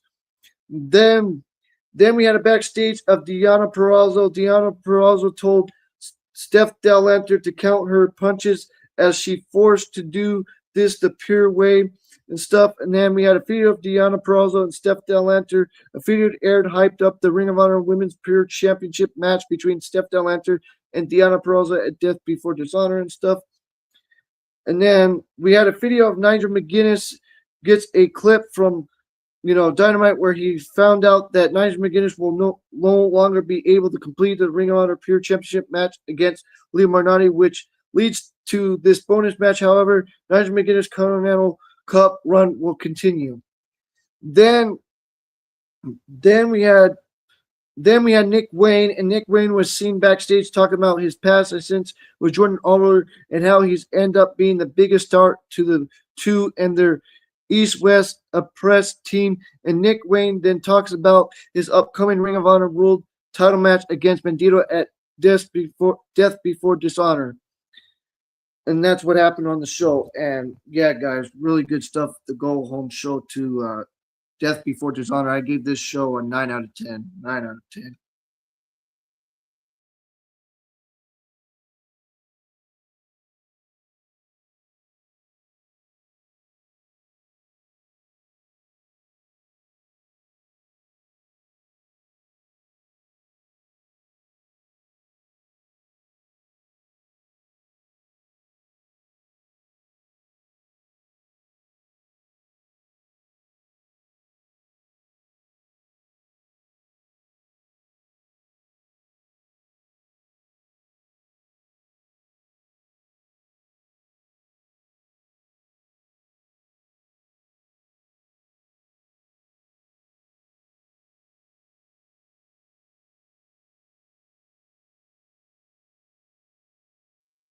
Okay, guys, we're back again. Let's talk about TNA Impact.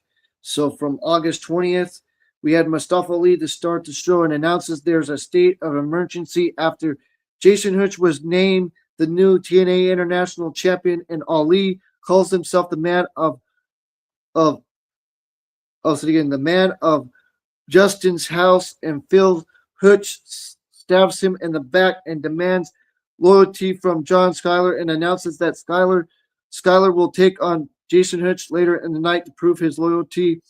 Then Jess Miller joins the TNA International Champion Jason Hutch after hearing the news about his match against John Skyler later the evening, and he views Skyler as his best friend, and Hutch doesn't plan to wrestle Skyler, and Dora Ray interrupts, warning Hutch that he will be fighting Skyler.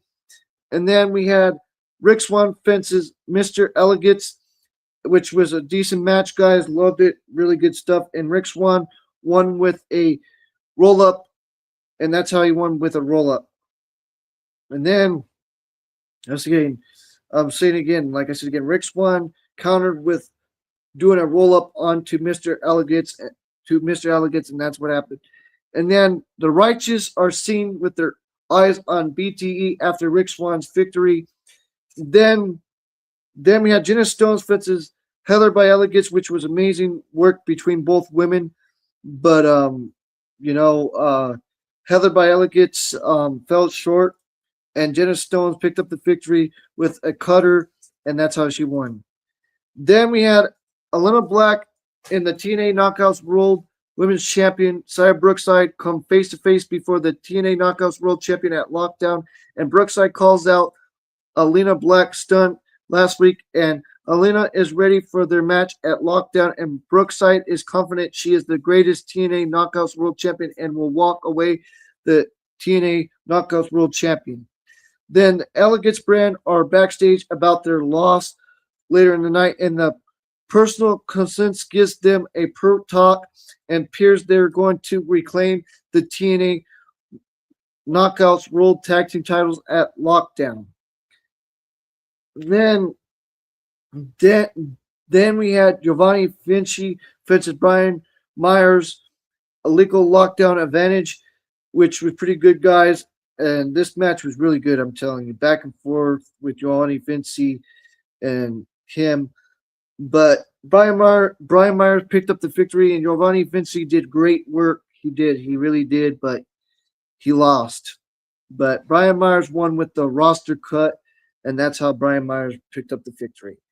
Then we had Jeff Hardy is seriously dealing with a lower back issue after the TNA World Championship last week, and he's not at 100%, but has been cleared for tonight's main event. Then the TNA medical staff is bracing for this Sunday at Lockdown. And then TNA World Champion Nick Nemeth wants everyone to know he's feeling like he's having the best day of his life. Then Harley Hinson calls Trace Brooks to sense on the pressure on her shoulder to win her match against Alicia Edwards.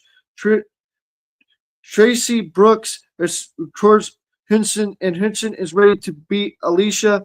Then John Skyler facing Jason Hutch, which was a really good match between those two guys, but it ended by a disqualification, and that's what happened.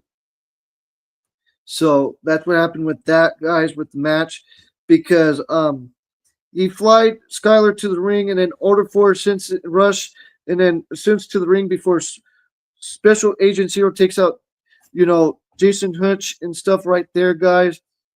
And that's what happened in disqualification basically. And let's talk about it. So yeah, guys, the bell rings and they shake hands before they kick off. And Hutch flints Skylar to the canvas and goes for a cover. And Skylar answers by sweeping off the leg of Hutch. And Hutch sets up for a head scissor. And Skylar answers by putting Hutch arms first into the canvas. And then Mustafa Ali is sit backstage, and a little more comes out to address Skylar. And then he flits Skylar into the ring in order for Secret Service rushes the impact zone and runs to the ring before Special Agent Zero takes out Jason Hutch. And then Jason Hutch defeats Giant John Skylar by disqualification. And that's what happened there. And then Mustafa Ali joins them in the ring and leaves Hutch with a warning. And that's what happened there. Then the Righteous addresses BTE and sees Lockdown as an opportunity. They believe Rick Swan stands in BTE's way, and they plan the seeds and are ready to see what grows front of it. And then Alicia Edwards took on Harley Hinson in a single match, and it was a pretty good match between those two women. And Eddie Edwards by his wife's side and stuff, but Harley Hinson picked up the victory and defeated Alicia Edwards with a roll-up, and that's how she won. And then after the match, Alicia Edwards and Eddie Edwards attack Hinson, and Jenna Stone rushes into the ring to defend Harley Hinson. And then the TNA Wrestling reflects on the history between Leon Slater and the TNA X Division champion Cedric Alexander for their upcoming match at Lockdown on Sunday. And then yeah, all that good stuff that's going to happen this Sunday, guys. Can't wait. So yes. And then we had the main event, guys. Then we had the main event. Oh man, this main event was crazy, I'm telling you. This 8-man tag. So yeah, let's talk about Nick Nemeth and Nick Nemeth and Ryan Nemeth and AJ Francis and Frank Kazarian took on the TNA World Tag Team Champions, the Hardys and Moose and Elijah in an 8-man tag. Like I said, really good main event, back and forth, really hard hitting from all 4 of these guys, doing all their sinister moves and all trying and finishers as well. But at the end, AJ Francis with a suicide bomb to Chester the pinfall, and that's how all of that stuff. So I'll say it again. So Jeff Hardy climbed to the top turnbuckle and crushed AJ Francis with a suicide bomb for the victory. And yes, Jeff Hardy picked up the victory with a suicide bomb on AJ Francis, and that's what happened.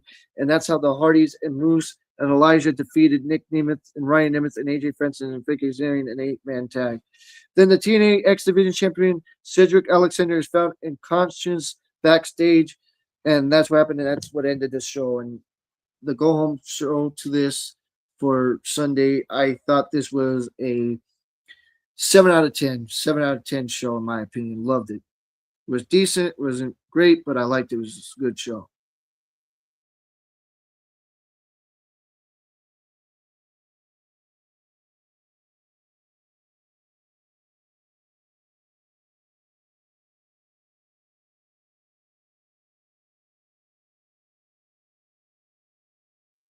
So yes, guys, I got one more review for y'all, and yeah, I'm gonna end this and stuff. So yeah, so we had the Don Callis family taking on the United Empire, which I thought was a good match. I thought it was okay, for what it was.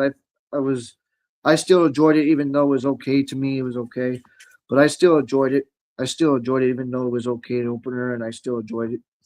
Then Renee Paquette interviewed Okada backstage and says she always says nothing is more important than the family, unlike Tutesta, who has to leave the Don Callis family because he was so selfish, and he's confident that Kyle Fletcher is too smart to make the same mistake, and he's sure he understands that the only thing that matters is the international championship stands in the family, and if that means Fletcher retains his title, he is happy for him. But if he wins the title, he expects Kyle to be happy for him, and to raise his hand in the center of the ring. Then Tony Giovanni's in the ring to interview Kyle Fletcher, and Fletcher says we're in the middle of the greatest international championship reign of all time, and he sees no reason for it to end anytime soon, and Sicily doesn't think it will end at All in Wembley Stadium. But he does agree with Okada that family means everything, and Don Callis has done so much for him, and he owns so much to him. Then this Don plan and this signs, and Kyle trusts him with all his heart, so he's willing to go along with his plan. And the fans say, "Heck, Don Callis, heck, Don Callis." You know what I'm trying to say, but I can't say it that much anymore. But trying to not cuss that much anymore. Then interrupt, and Fletcher looks to convince the sides, deeping before continues, saying Okada needs to know his role in this, and if he's a man of his word and family is important as he says it is, he will have no problem having Kyle back and making sure he retains. And there's no else to get. And there's one more thing they agree on that they hate. Tutesta, now he doesn't know where Tutesta is, probably still licking his wounds after losing the G1 Climax celebration, but he thinks Tutesta is the most selfish, narcissist jerk he has ever met or had to interact with.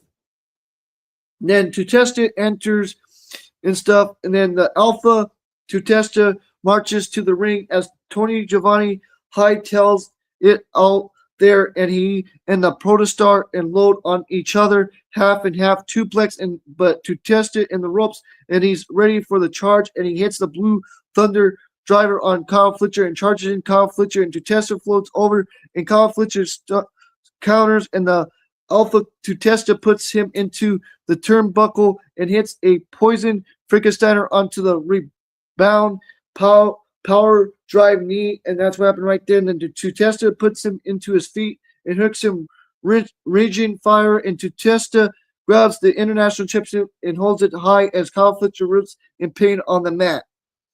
Then we're back from the commercial. We seen Renee Paquette sitting down interview with Kenny Omega and Will Ospreay, and Renee Paquette was with enough sense to make comeback records and didn't worry to turn it down real fast. And as they're first impressed of each other, Ospreay talks about being a fan of Omega and being out of his depth as a skinny kid trying to make a name of himself. And Omega says he tries to keep his fingers on the pulse and understand who the flavor of the month and the internet darling are. So he was excited to fight with Will and PWG.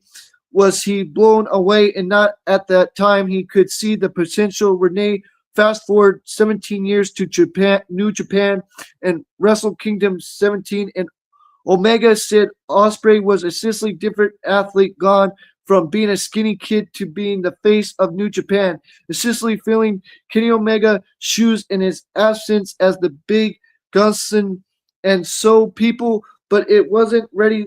It wasn't really that. And if you ask him, or if you ask the company, they needed to sell tickets, sell buy rates, get hype. And essentially, Will's name didn't do that. But Kenny Omega does. Ospreay say that all Will and good building a company on the broken back of Tanahashi, but Omega COVID and the COVID thing, the virus that happened back then in AEW and his New Japan were way different and all that stuff they were talking about and stuff. Really good stuff. And Omega did 3-hour drive. Ospreay did 15-hour flight to stand in Shoebox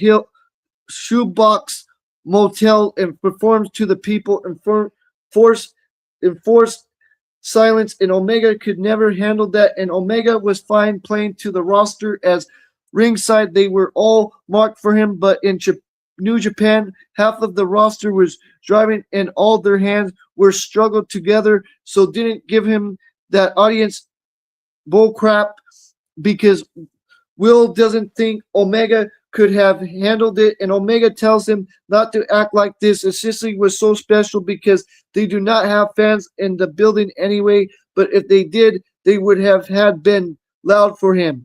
And Renee skips ahead to Osprey and joining the Don Callis family.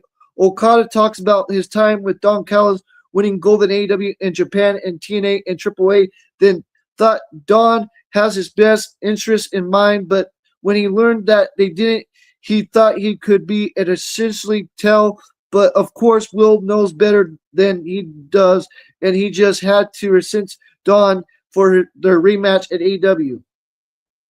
And then Osprey admits Omega, especially him in Japan, and shows him no mercy and no remorse. He still has scars from being DDT'd on top turnbuckle,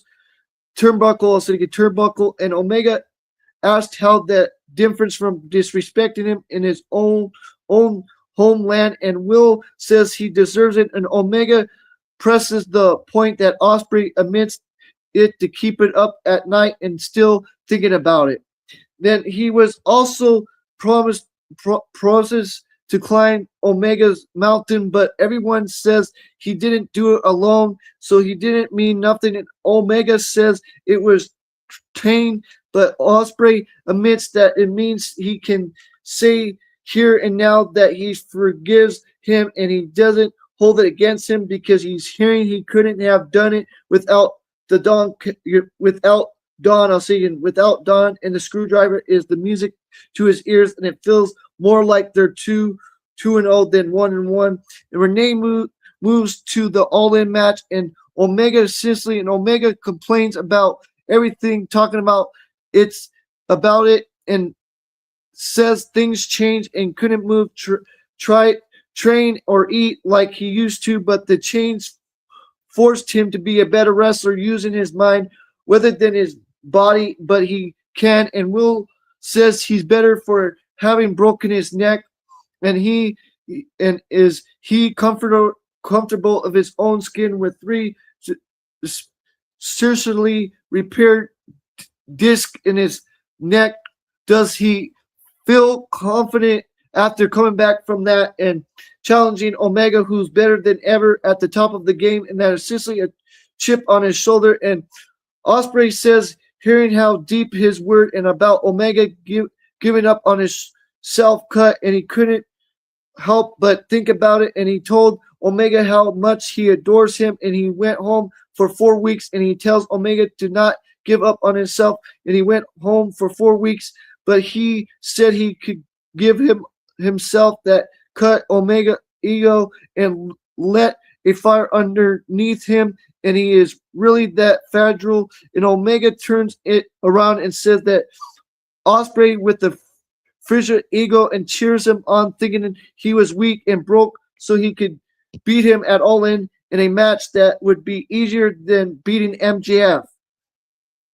Then Osprey calls Bullocks and says if he couldn't beat the best mercilessly Omega, he doesn't deserve to win the title, and talks about how important it is to be the first Englishman to win the title on his home soil in front of his family and friends, and the pressure is on, and Omega right the pressure and clems him, but this time he couldn't cleanse, and he has to do it himself, and it's been a 10-year chase for Osprey to be as good as Omega, but as good isn't enough anymore. He has to beat him now when it matters the most, and Omega says it matters the most. In 2023 he did it by himself and he failed, but this time in front of his countrymen, friends, and family, he's going to fail again.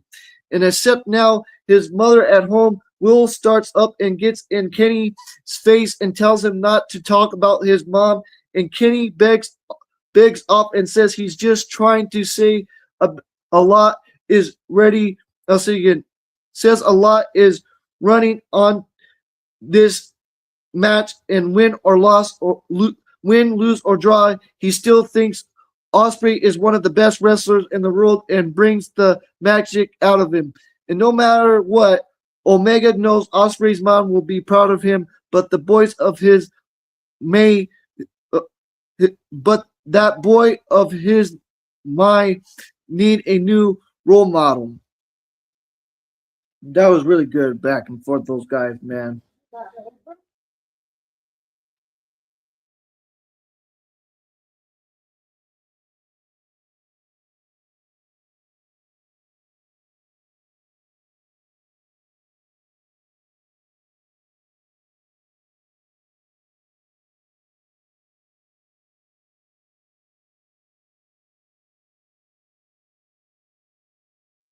Then we had the four-way between Chris Delander and Sheeta and Pierce Stephanie and Maya World retained with the roll pin on Chris Delander and retained the AEW TBS Championship, which was a great match.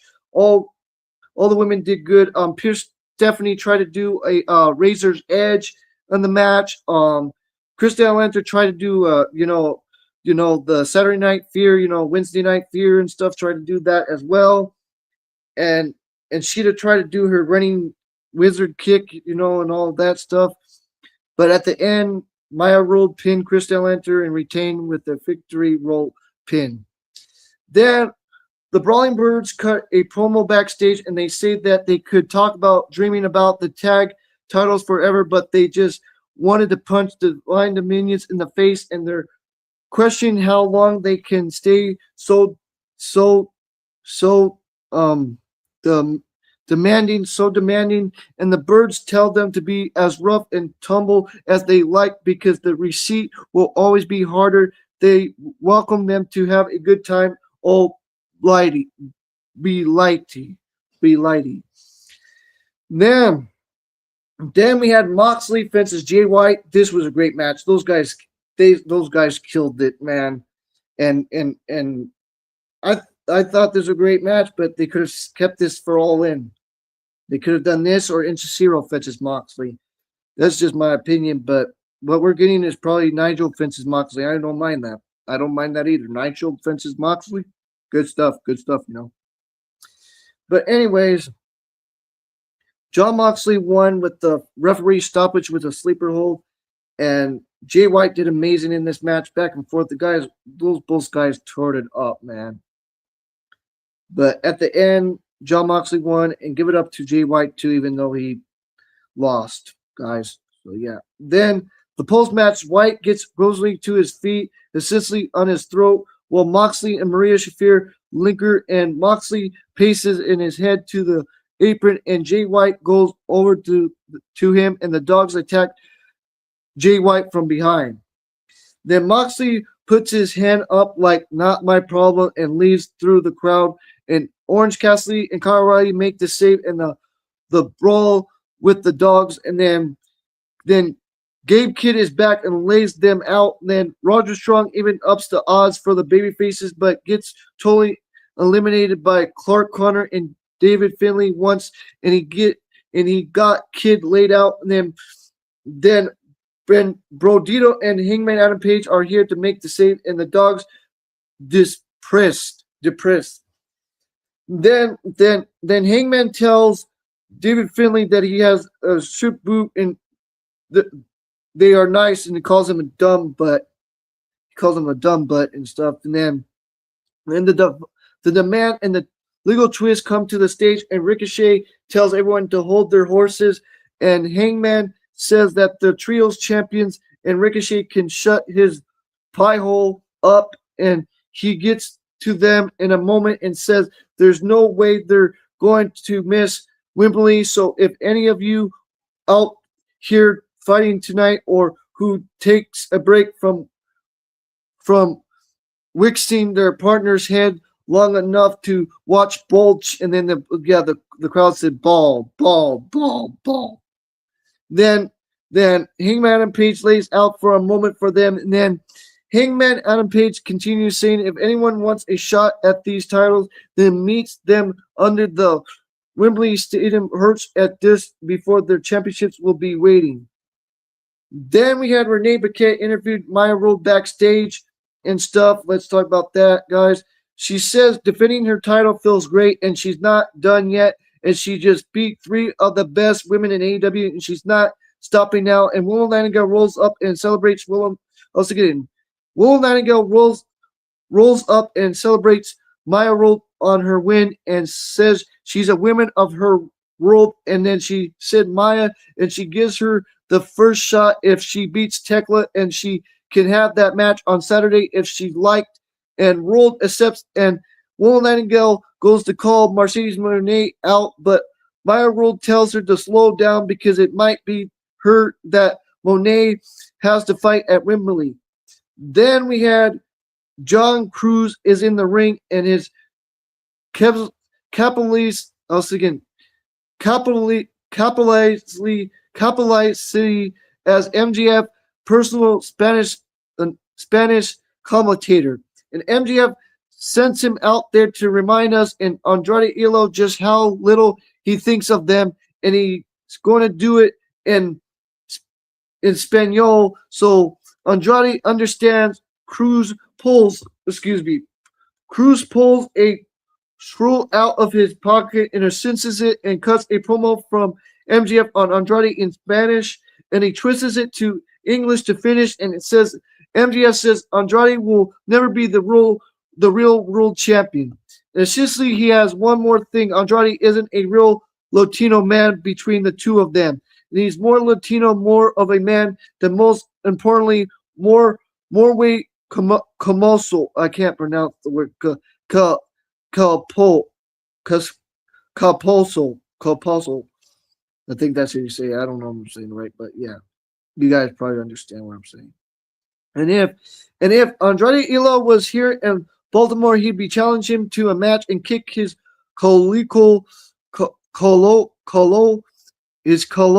and says to his face, but he's a he's a scary cat, and he's not here. That he's another reason MJF will always be better than him. And John goes to leave, and Andrade Elo is here. Then we had Andrade Elo fences John Cruz, which was a squash match, and Andrade won with a DM.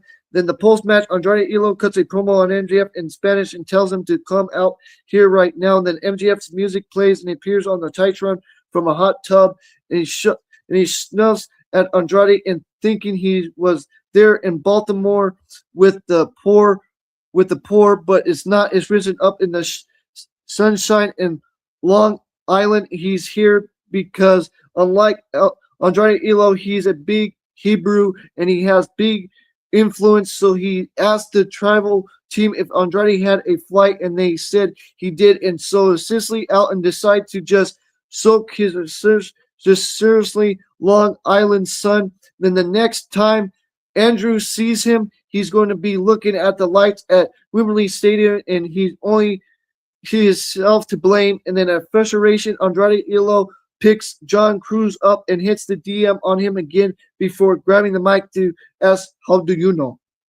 Then we have this whole thing right here, guys, with Mercedes Moné and Willow Nightingale satellite with Renee Paquette, which was pretty good. Let's talk about it, guys. This was really good. I love the story between Willow and Mercedes. This is going to cook. This is going to cook next Sunday. Not tomorrow, but next Sunday. But Mercedes says she didn't beat Willow's butt good enough because she's still smiling. And Willow says she couldn't take her smile anymore than she can take her smile. And Mercedes says she got a lot to say now that she's a different room and calls her a dumb female dog. And Willow says she's not smiling because she got Mercedes Moné's number in a slot, she thought, but because the fans are with her, and Mercedes hates that, and she got the catchphrase, the hair, and she's everything a star is supposed to be, but she's Willow Nightingale, and she knows her, and Mercedes Moné chases that connection to her entire career, and she couldn't get it, and she couldn't win the AEW Women's Championship either. And Mercedes claims she stood and smiled at her in Japan when her career almost ended, and smiled when she took her TBS Championship away and kicked her and danced with her stupid friends, she said, and all that. Then she calls Willow a bully and tells her she only has 11 days to smile and calls her a dumb female dog again. And then says she's going to take her smile away. And Willow takes her mic off and races off to find Mercedes. And Mercedes finds her first and bounces her head off a camera. And then the camera operator just about managed to follow them up the entrance pro pier, where Willow gets the better of her and beats her down. Then the refs and road raging Pat Bucks gets there first to break it up and followed by security as the crowd chant, "Let them fight, let them fight." I love that chant. Sorry. Mercedes gets in the ring and Willow gets in there and with her and double leg, and they roll around throwing punches at each other to security and refs pull them apart, and Willow gets loosed and throws elbows, but security pulled them apart again, and this time Mercedes breaks loose and this time Mercedes breaks loose and attacks Willow but gets pulled to the floor, and she puts her way around the ring and tries to grab at Willow again, but security carries her away bodily. Then we had Prince Nana and Swerve Strickland backstage, and they asked if Hangman Adam Page really said anyone can come for the trios titles, and Swerve gets in the camera and tells him not to say if he doesn't mean it. Then the crowd said, "New Day rocks, New Day rocks." Yeah, man, can't wait. They come. Let's go, guys. Man, Xavier Woods and Kofi Kingston. Oh man.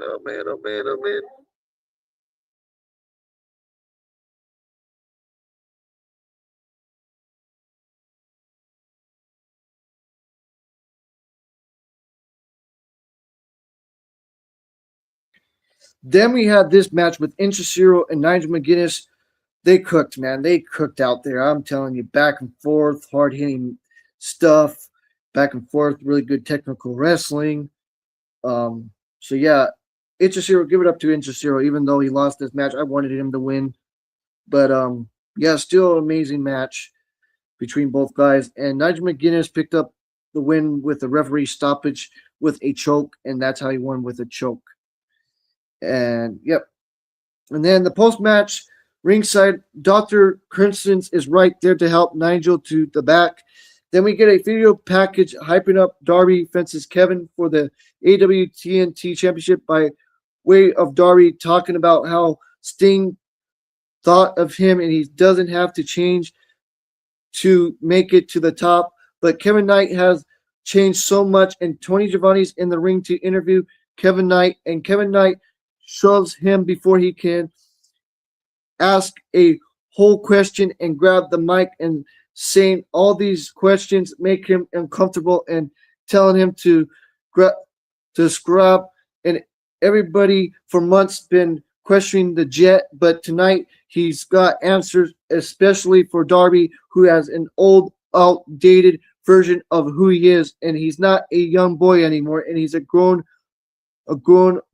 man. He's a grown man, and also the greatest TNT champion of all time. So he calls Darby out for a face-to-face chat, and Darby enters, and Kevin cuts his music on the stage and tells him he needs Darby to prove he doesn't have weapons on him and no flamethrowers or no exploding book bags, and he calls security to check him, but nobody does, and instead Darby opens his side and does a little spin to show he's not carrying anything, and then Kevin Knight says Baltimore isn't worthy of seeing him fight, and he doesn't have the Don Callis family, and Darby has no weapons, so come on into the ring. And Darby holds his form onto the stage, and all the pyro goes off around him, and then Darby essentially slides him down the ramp, and the Jet, Kevin Knight blindsides him and throws him in the ring, and Kevin Knight brings a chair into the ring and sets Darby up in the tree hole, and before opening the door and racing it against him, and Kevin Knight goes up top and coast to coast into the chair, and then Medical puts Darby into a net brace and gets him on a border to stretch into him out while Sting's son looks on in concern, and the crowd was going pop. Everybody popped for that when Sting's son came out. That was really good with Sting's son, I'm telling you, coming for the aid of Darby and supporting him, and wishing him if he was okay and stuff. And then we're back from the break. We get a recap of what we just saw with Tony Giovanni helpfully pointing out that he saw the burn on Darby Allin's face up close, and we see Darby getting wheeled to the entrance backstage as Kevin Knight rolls up, and Kevin Knight tells Kevin Morrison, which is Sting's real son, Stephen Morrison, not to get caught in the crossfire while the big boy plays. And Steven starts at him, and Darby tells him not yet, and he holds back as they leave. And Kevin tells nobody, as seriously he wasn't ready for it anyway. And the Don Callis family's team enters for the main event of the arena, still heavy with smoke from the burning of Darby Allin. And then the Young Bucks follow shortly after, and Ospreay confronts Omega backstage before his entrance and changed some heading, but larging essentially words before the cleaner makes his entrance. And then we had the main event with Don Callis family taking on the Elite, which was good, guys. Really good stuff, and really good. Back and forth, really hard hitting table spots afterwards as well, and all that, guys. Really good stuff. But the Elite won by pinfall with a one-winged angel from Kenny Omega onto Jake Dowie, Jake something. And the post-match, RGV, RPG Vice and Lance Archer hit the ring to beat the Elite down, and BPGR Vice goes under the ring and plutters, and they get a table out, and Mark Davis chokes Omega and kicks him out to the apron, and then choking him. Then Copeland makes the save, and he clobbers Lance Archer. And Mark Davis and Christian Cage, and he's here too. Then Christian Cage hangs back on the stage and goes for a long beat before deciding to hit the ring and help his best friend out by kicking Trent Beretta in the gentleman area. And Christian holds Trent up, but he ducks, and the Bucks take Christian Cage out with a super kick party, and Copeland gets in their face about it, and the Don Callis family come back into the picture, and the tag champs and their challengers manage to put their difference aside to beat up the Don Callis family, leaving Kenny Omega in the ring with a microphone after they brawl to the back before Omega can say anything. And then Will Ospreay enters, and he calls Kenny Omega out and says he was wondering what Omega wanted him to come out here to hear, and tell him to not be charming about what does he have to say about us again, have to say after bringing up his seven-year-old son. And Omega says he only has one thing to say to like of Ospreay, and then the security gets his butt out of here, and then the two securities go down, and Omega tells him to leave. This is his tail behind his legs like the little English female dog that he is, and then he doesn't want to see him to Wembley Stadium. We're done here. Then Ospreay says he's going to kick his butt and turn around and rushes the ring and double legging him and beating him down to security, pulls him back in a feed trigger. Then Omega throws the security out of the ring and sounds deranged as he tells Ospreay he has one last lesson to teach him, and throws him out of the apron and tells Ospreay to take one last look, and electric chairs him on the apron and one winged angel off the apron through the table. And that was amazing. With the one winged angel from Omega to Ospreay off to the table. That was awesome to end the show. That was just amazing. Just crazy stuff, man. And I gave this show a 9.5 out of 10, guys. I gave this episode a 9.5 a 9.5 out of 10. So yes, guys, that's all I have to say. So I'll see you guys again, probably tonight, and then probably next Monday or Saturday around there. And give you quick, results. Probably do a live stream. Still probably be like 5 minutes or 10 minutes or 15 minutes or something. I'll cut it down into little pieces. Um. So yeah. So yeah, guys. I might do shorts too. I might do a short if I don't feel like doing a live stream. I might just do a short.